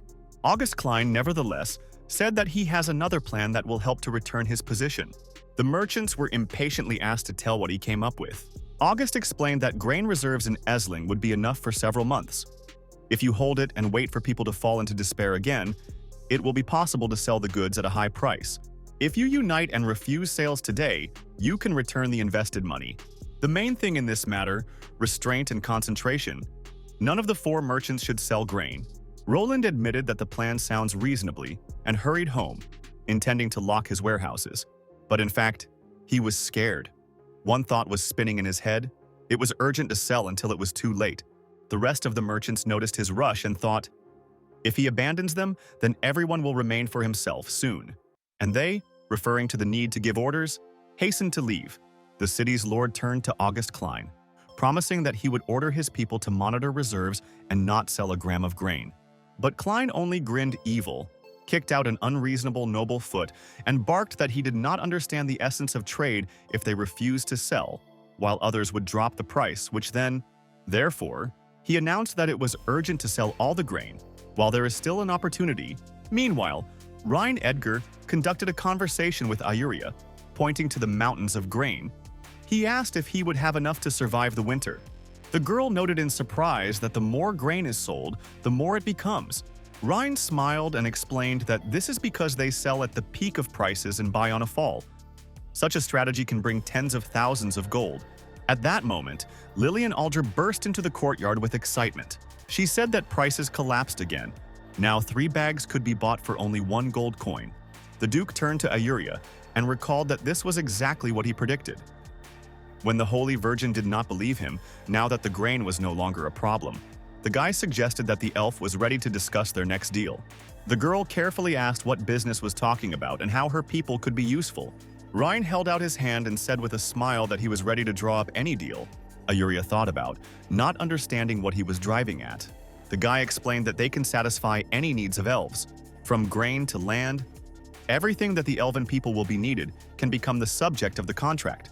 However, Ayuria objected that she could not make such an important decision alone. It must be discussed with the queen. Rhine only nodded and said that he was ready to meet her. Soon the elves left. Ayuria extended a letter to Ilaria, instructing to deliver him to the queen. Rhine Edgar sat on the throne and thought, after the crisis with grain and Essling, there was no one else to cause him trouble. The Guild of Magicians was already under his control, and soon the church was supposed to join it. Right now, the army and taxes remained in the hands of Lord Eldrick. If it is possible to take the army under control, then he will not be able to object. The thoughts of the Duke were interrupted by Leia, who approached him. She noticed that the young gentleman works too much and he needs a vacation. The girl offered to help him relax. Rhine replied that he was not so tired, but at that moment he was interrupted by the noise at the door. A merchant entered the room, who indignantly said that the soldiers were hiding behind the name of the Grand Duke, using force to the harm to the townspeople. He regretted that he could not ask the gods to punish them. The merchant added that he could tolerate losses, but the fact that he was insulted by the soldiers while he was returning home is jealous of his business. Suddenly, the man drew attention to the Rhine, but he was not given to finish. The Duke approached and asked what he wanted to say. The merchant was confusedly asked who was in front of him, as he first saw the young Duke. Rhine smiled and said that he is the one who wants to make a profitable deal with him. Sometime later, several wagons with horses approached the city gate. The border guard asked who arrived and what was in the baskets. Lillian Aldry replied that she was a resident of Essling, and in the baskets, the goods purchased in the city, she was lucky in the elves tribe to find out if it is possible to sell them. However, the knight said that trade was prohibited without permission, and ordered to search the carts. The guards opened the baskets and began to carefully examine them, and then breaking well-packed pots, the insoles seemed to check them for strength. Lillian indignantly asked them to stop, because now her goods are spoiled. One of the guards reported to the boss that they did not find anything suspicious.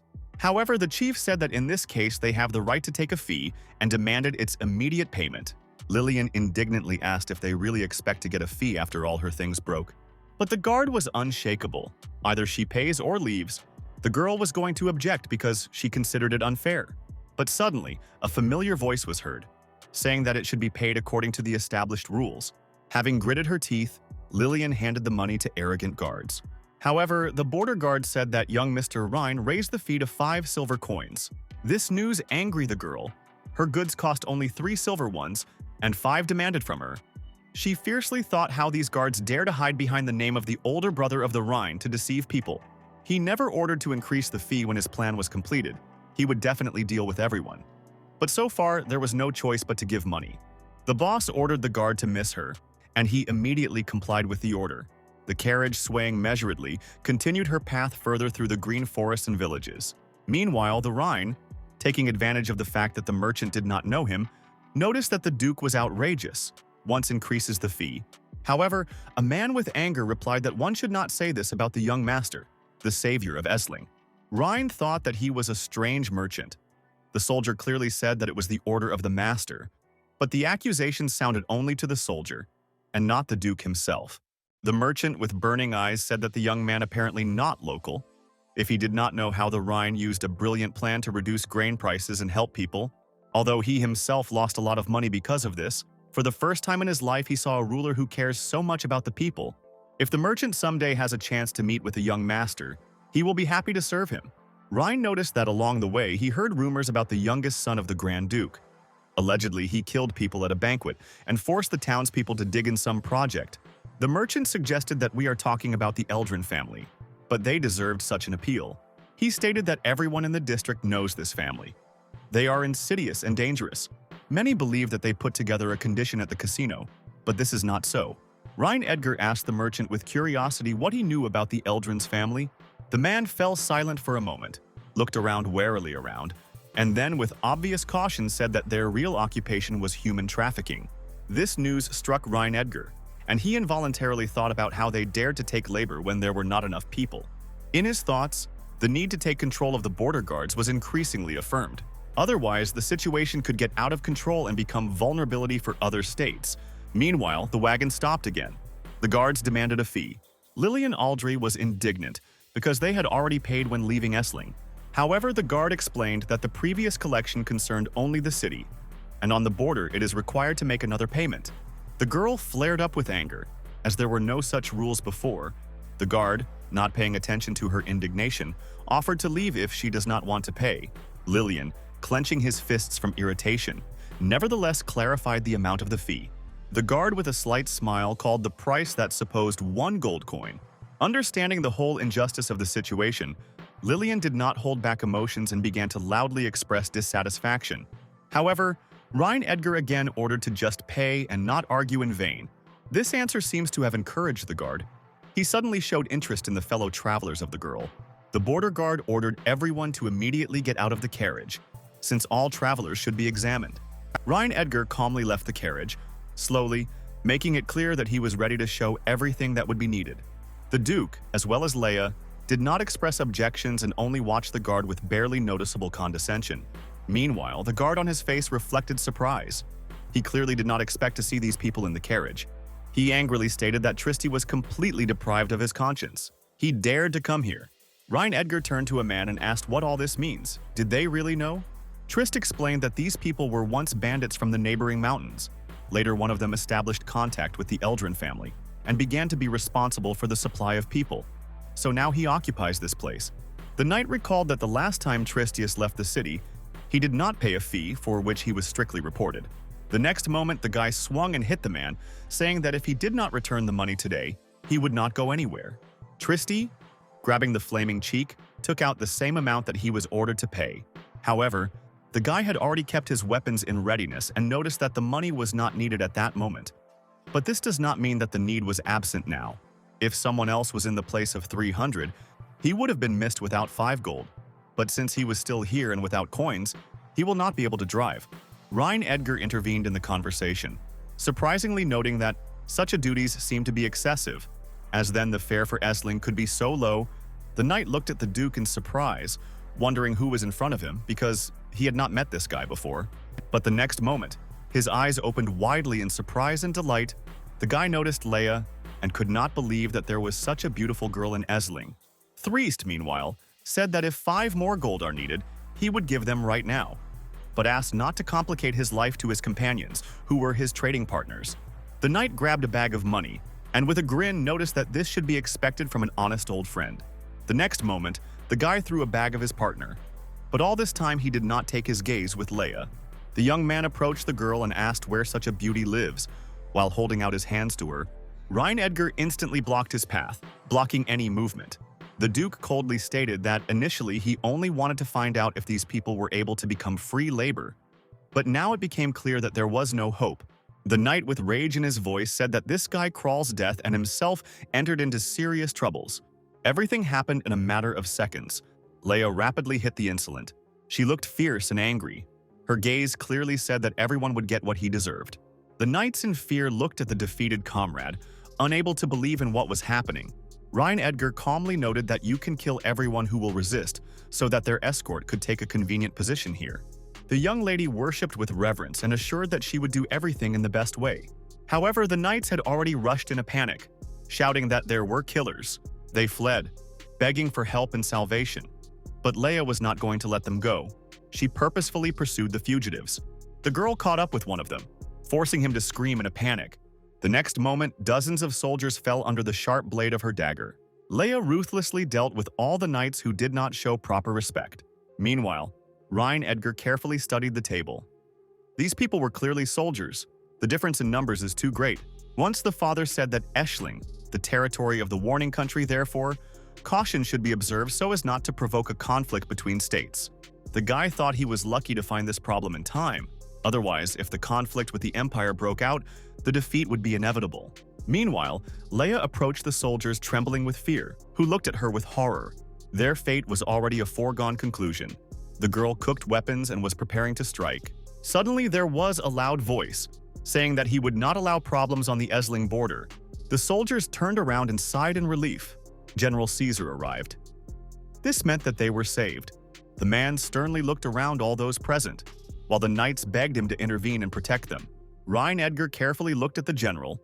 According to his information, Caesar, although he was not a devoted person, but possessed an outstanding talent. He stood out with his combat qualities, and among special attributes, a spear was presented, endowed with incredible power. The Duke approached the general and asked whether he correctly understands that he has a brother working in the territory of Osea. The man looked at him in surprise and asked where they got such information. Edgar calmly replied that his older sister, Asia. General Caesar was even more amazed and for a moment was speechless. Now everything became clear. The Rhine himself, the youngest son of the Grand Duke of Aldarian Edgar, stood in front of him. This meant that their fate was already a foregone conclusion. The soldiers shuddered from the realization that they insulted such a great man. The general recalled the letters that he received from his brother about a month ago. Elderic brought him a large amount of gold and stated that the future of Ashling now depends on him. Then the general thanked the Lord for such generosity, nodding in the affirmatively. But the Grand Duke sent him to such an inhospitable place only because he did not perceive seriously. However, in fact, the power of Caesar is worthy of much more, primarily proper respect. The general looked intently at Edgar. He was convinced that he deserves this. Such a man should not spend his life in this place. The next moment, he even pulled out his sword and announced that he was an impostor. The soldiers must immediately execute the order, kill this false disposal of the Rhine, and for this he will generously reward everyone. Leia, with rage in her voice, stated that she should not do this. If the general starts an uprising, she would soon regret it. The soldiers, covered by fear, begged the general to stop. They scared this crime that could lead to the destruction of the family. However, Caesar did not retreat. He recalled that something unforgivable had recently happened. Rhine destroyed the family of Eldric, and 4 lords cannot be left with impunity.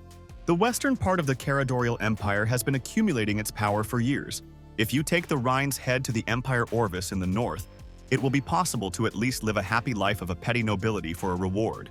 In conclusion, the general offered a choice, life or death. He does not force anyone. Everyone decides for himself. The soldiers looked at each other, not knowing what to do in this difficult situation. Leia looked indignantly at the knights. These soldiers seemed to be the influence of the general.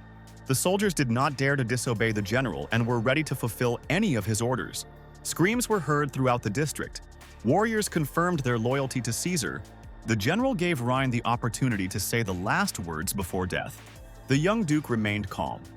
He believed that if the soldiers have changed their minds and are being corrected, they would have a chance to start everything from scratch. However, Caesar was not going to listen to these words. He gave the attack on the attack, and the next second, the soldiers rushed forward. Rein remained calm. While Leia irritably realized that her skirt prevents freely move in battle, she threw the hem to the side, squeezed the weapon tightly, and prepared for the attack. Her gaze flashed with rage when she quickly rushed forward.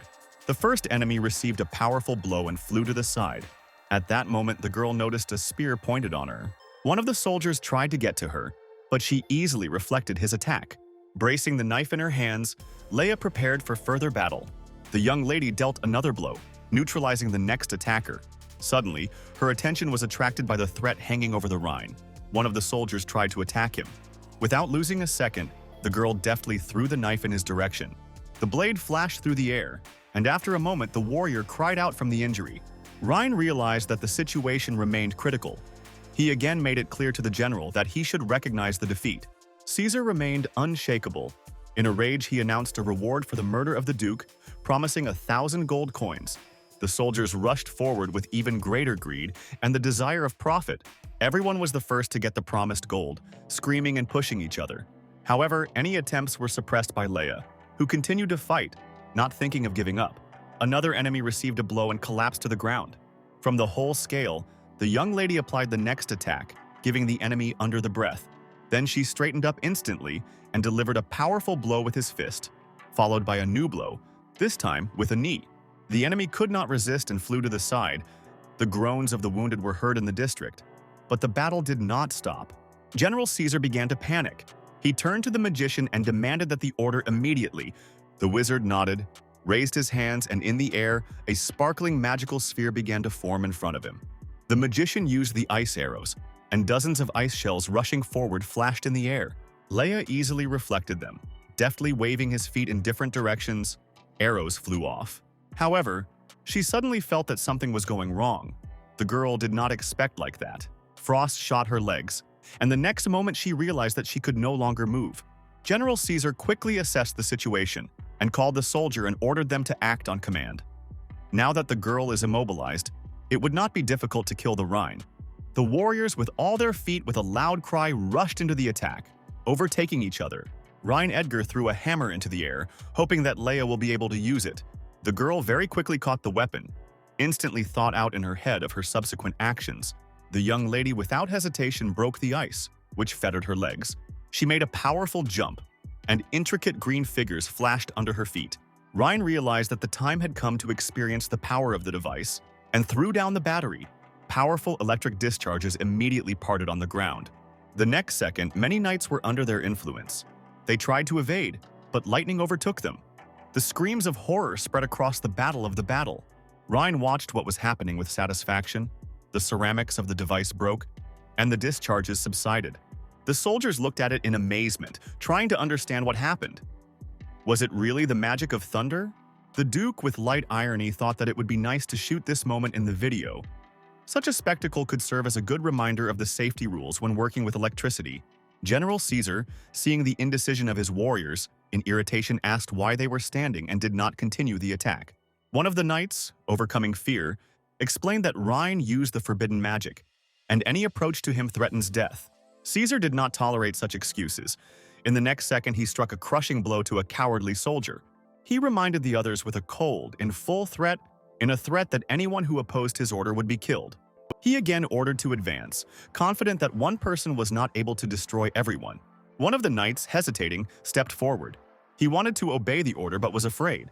Suddenly, the guy was surprised to find that nothing had happened. Leia cast a curious look at the Rhine, wondering why magic no longer acts. The Duke calmly replied that it seems that the energy of the device was dried up, but he had already checked his power. The girl immediately offered to leave immediately, realizing that it was too dangerous to stay here. However, Rhine confidently stated that there was nothing to worry about. Today, Caesar would not escape. The general, noticing this, ordered his soldiers to attack. He realized that Edgar's magic was no longer working. But suddenly dazzling light flashed, forcing everyone to freeze. The general also felt this effect on himself, which made his body be started. Caesar looked up in a stupor, trying to understand what happened. A moment later, the man realized that the Guild of Wizards was in front of him. Selena, standing in front, grinned. The young lady considered that the general was too arrogant, but now he would have to answer for his actions.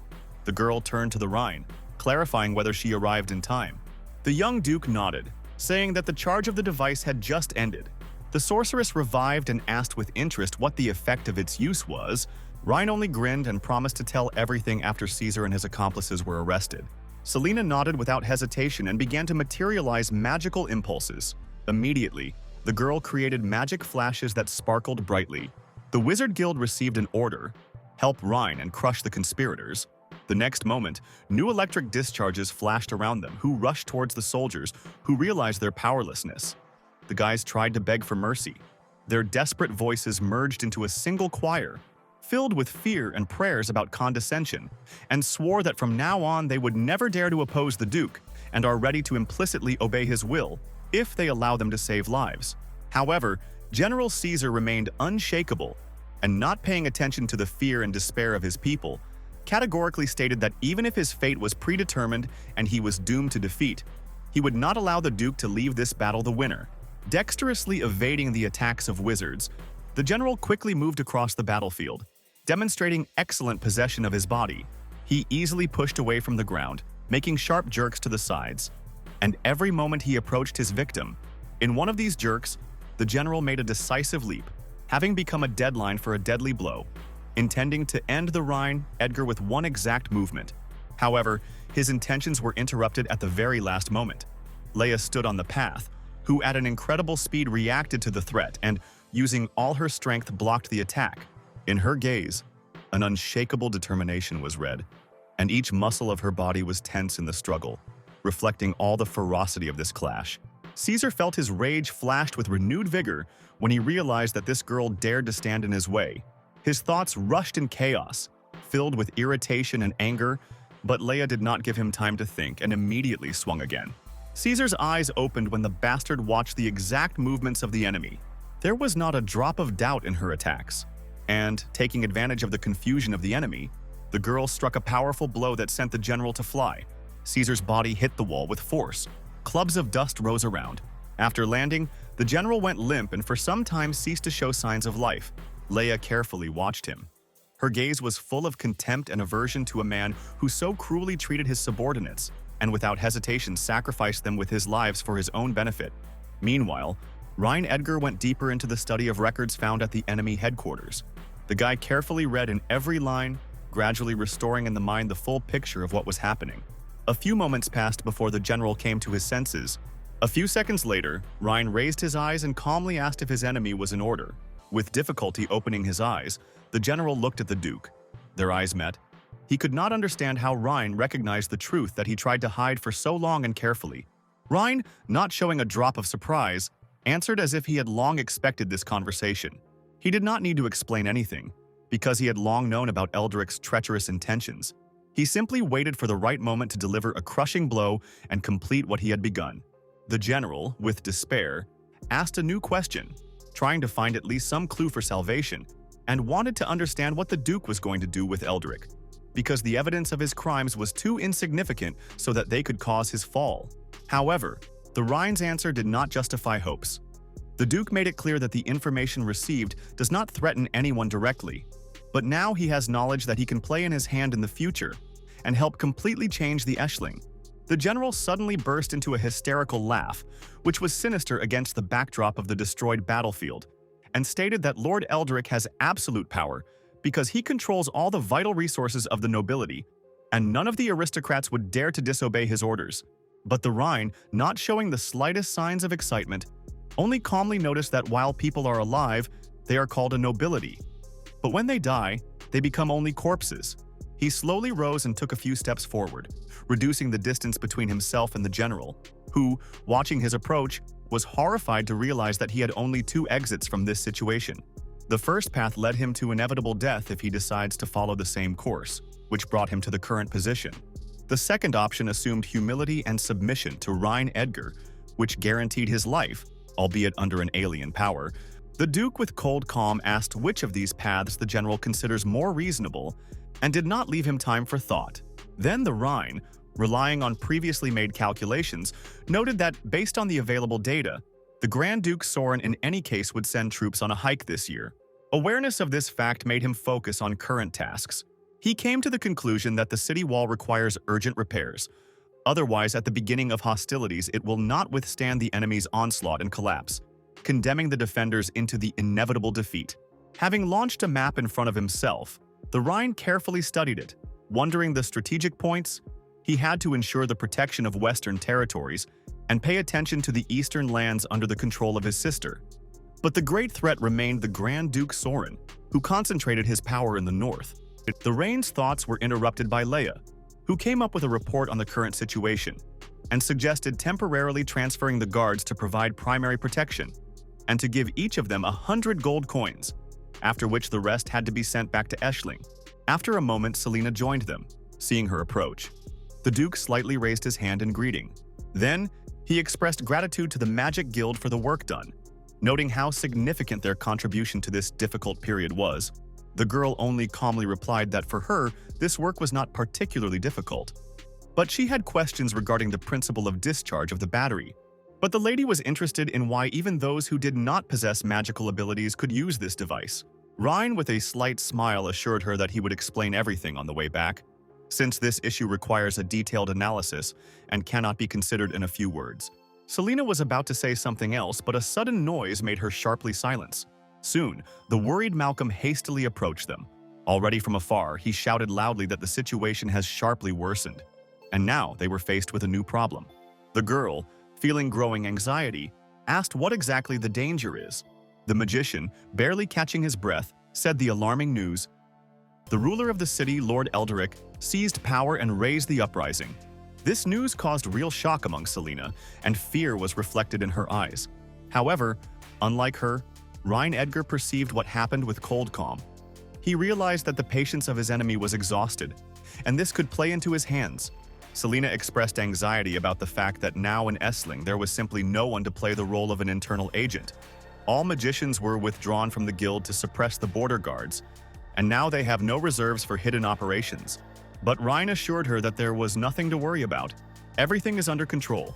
The guy knew that Elderic was defeated at the moment when he decided to raise the uprising, because with this step, he signed his death sentence. After some time, the Rhine arrived at the tower, racing on his horse. The Duke drove up to the massive gate and, without wasting time, called out loudly Elderic, demanding his way out. When the Lord finally appeared, Rhine, watching him with a light grin, asked the question. Did he really feel herself driven into a corner? However, the man retained external calm and indifference. He did not even try to hide his confidence, asking for what purpose the Duke decided to appear in Ashling today. Rhine, not hiding his hostility, looked at him and asked the main question why Elderic betrayed his father. The man finally allowed himself to show emotions. Bitterness sounded in his voice when he explained that there were good reasons for this. After they once united in order to build a new empire, he believed that their cooperation would be strong. However, when Eldarian Edgar took the post of chapter, he not only began to look at him down, but also expelled him with his whole family to distant, barren lands, leaving them no chance of a decent existence. Elderic repeatedly wrote to him, begging him to move him to a more promising place. But each time his requests met only a cold refusal. Clenching his fists, he said with anger that the culprit of this situation is exclusively Eldarian Edgar. Therefore, if the Rhine is looking for someone who should direct his hatred at, he should blame his own father, who rejected those who had once been his ally with indifference. Many people once fought with his father, trying to win this world. However, not everyone got what they rightfully deserved. Elderic believed that his actions were not an uprising, but only a way to return that he and his associates managed to win.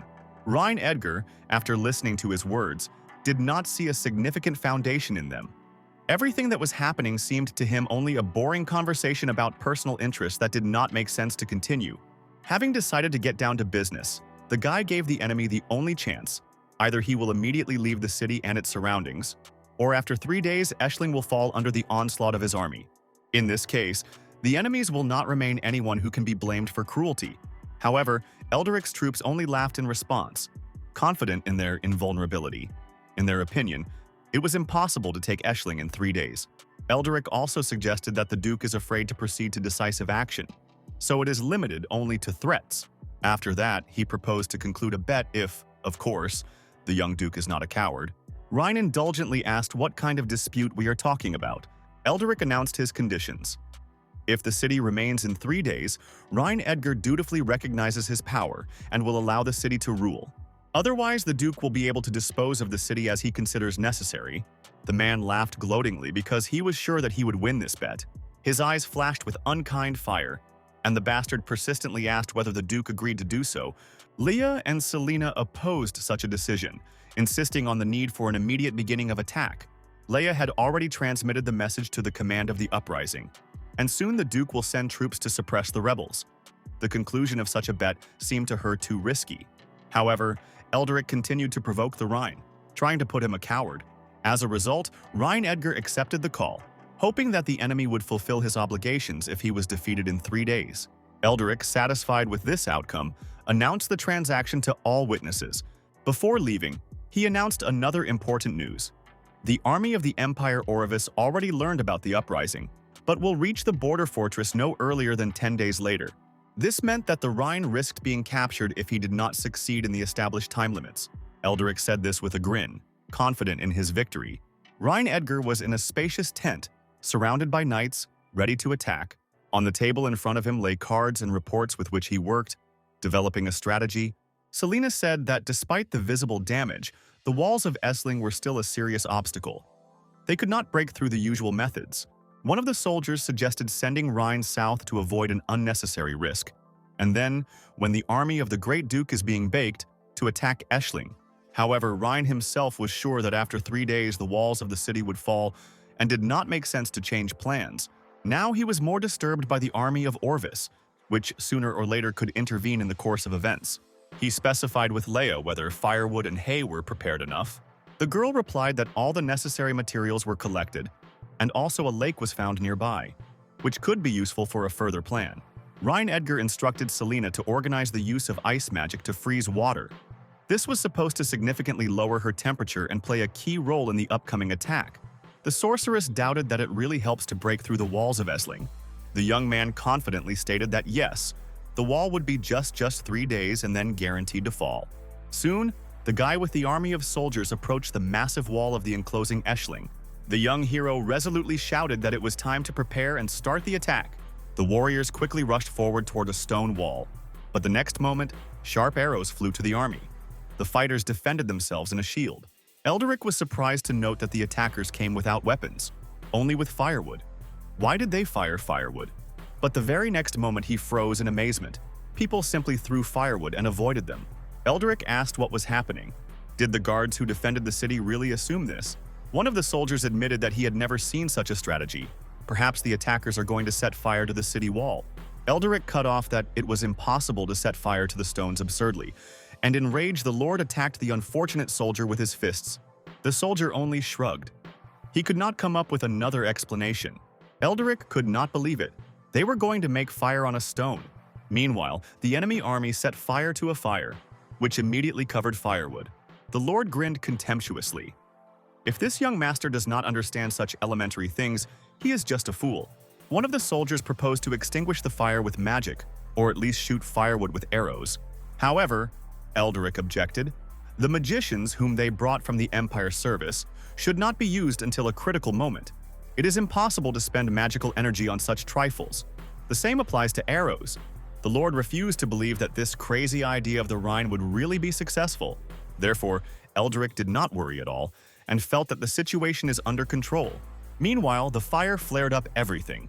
Soon the flame filled the entire area of the structure. The soldiers shouted enthusiastically that Mr. Rein Edgar thought everything out perfectly. He destroyed the powerful city wall in just 3 days, except for several losers who dislocated legs. They did not have losses at all. Selena asked with curiosity how the young master managed to achieve this. Rein Edgar thought with light chagrin that if he did not explain, she would not enter the city at all. The guy replied that everything was based on the physical principle of expansion and compression under the influence of temperature. The girl frowned. What kind of principles she did not know anything about? The Rhine explained that when heated, the object expands. When cooling, it is compressed. All this is due to the movement of particles that make up the substance. The rest of the Duke promised to tell later when he dealt with Elderic.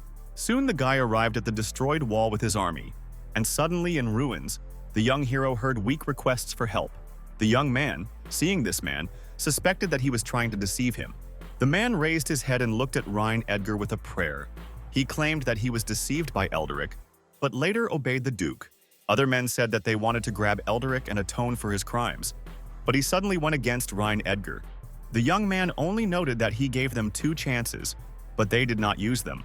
The old man looked at him in fear and, with a trembling voice, suggested giving all his property in exchange for life. However, Rhine Edgar was sure that even if he kills him, his condition would still remain with him. The men trembled, saying that they would not complain for such an act, because this is tyranny. The young man, not seeing their words in their words, noticed that people complain only when their own interests were suffered, and in his entire life he did not meet another example. Then he ordered them to arrest them and leave them in anticipation of punishment. Meanwhile, Elderic realized that Rhine Edgar really broke through the wall. He in horror told everything to his main master that the enemies defeated the wall. Eldrin with a crown claw could not hide surprise because this seemed impossible.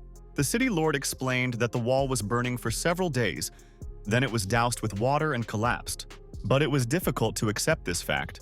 All this sounded like complete nonsense. The master attacked Elderic with the demand to stop carrying this nonsense. It is impossible to destroy the wall in this way. The idea that it was so easy to break into the city seemed to be ridiculous. But Eldrin with a crown claw nevertheless came to the conclusion that it could be only magic. Elderic understood that in any case they had to run, because when the Rhine Edgar would come with his soldiers, it would not be possible to leave. Eldrin with a crown claw picked up the manuscript, and for a few moments did not notice anything. But unexpectedly, the bandits found that Rhine Edgar was already standing behind. The guy calmly watched them and, judging by the expression, did not doubt his victory. Elderic could not believe that he got here so quickly. The Duke explained that everything happened thanks to a panic, throwing the city wall and trying to escape. The opponents lost their support. Their soldiers, seeing how the leaders flee, lay down their weapons and stopped resisting. No one else stood in his path. Rhine Edgar carefully looked at the master, assuming that he was standing behind Elderic. A mask hiding her face could mean only one thing: ugliness or scars that he did not want to show. The man remained calm and calmly stated that after a few days the Rhine Edgar would not be so self-confident. The destruction of the Ashling wall only brought in the inevitable. The army of the Empire Orzvis is already going on, and it would pay for all humiliation. With these words, Eldrin with a raven claw unclenched his fingers, allowing the sheet to slip out of his hands. Rhine Edgar instantly ordered Leah to stop this guy, preventing all attempts to attack. The next moment, the man froze in amazement and stood bewildered for several minutes. The knife flew into the man's head, but the weapon did not stop his way. The knife crashed into the wall, and with a bang staggering in different directions until the moment when he took a stable position. The broken mask fell to the ground, exposing the now familiar face. This guy was hiding for a long time, but now his personality was completely disclosed. Leia suddenly became agitated. Her legs trembled because the girl clearly did not count on this meeting. For a few moments, he and the Duke stared at the evil enemy. The guy recognized the girl and, without hesitation, covered his face with his hands. In horror, looking in front of him, he said that he would definitely return. And the next moment, the villain very quickly disappeared into the air without a trace. Leia apologized for being late, admitting that she gave him the opportunity to leave. However, Rhine Edgar was not surprised. He knew that this would happen. The enemy remained a stranger for him, but it seemed Leia knew this type. The girl replied that she knew his name was Eldrin with a crown claw. This guy was a subordinate to the Grand Duke, but during the war he betrayed his master and went over to the Great Duke Soren from an enemy country. Rhine Edgar thought the name seemed familiar to him. He recalled that recently Adrian Eldrin was executed. Perhaps this man was his relative. Leia confirmed the hunch. Eldrin with the Verona claw was the leader of the Eldrin family. He opposed the ideals of his master, so he left his family and joined the enemy. At that moment, Selena entered, saying that the situation was under control. But she was disturbed by one question of what to do with the Empire Orvis. Even if all magicians from the Magic Guild are united to repair the wall, time will not be enough. The magic of thermal expansion used by the young master caused too much damage. Edgar calmly replied that he should not worry. He will find a way to fix everything. After some time, he went out onto the balcony and looked down to where the huge crowd had already gathered. Selena immediately understood that the young master wants to calm the people. But what exactly he would say to prevent panic, Edgar turned loudly to all those present, saying that he had to tell the locals something important. The army of the Empire Orvis advanced on them and prepares offensive actions. They will arrive in a few days and everyone should be ready for this. The crowd froze in fear and bewilderment. Indignant cries were heard around. Among the local population, real chaos reigned. People felt confused and very afraid. Selena, covered by anger, could not resist and asked what the Duke allows himself. Is it possible to cheer people in this way?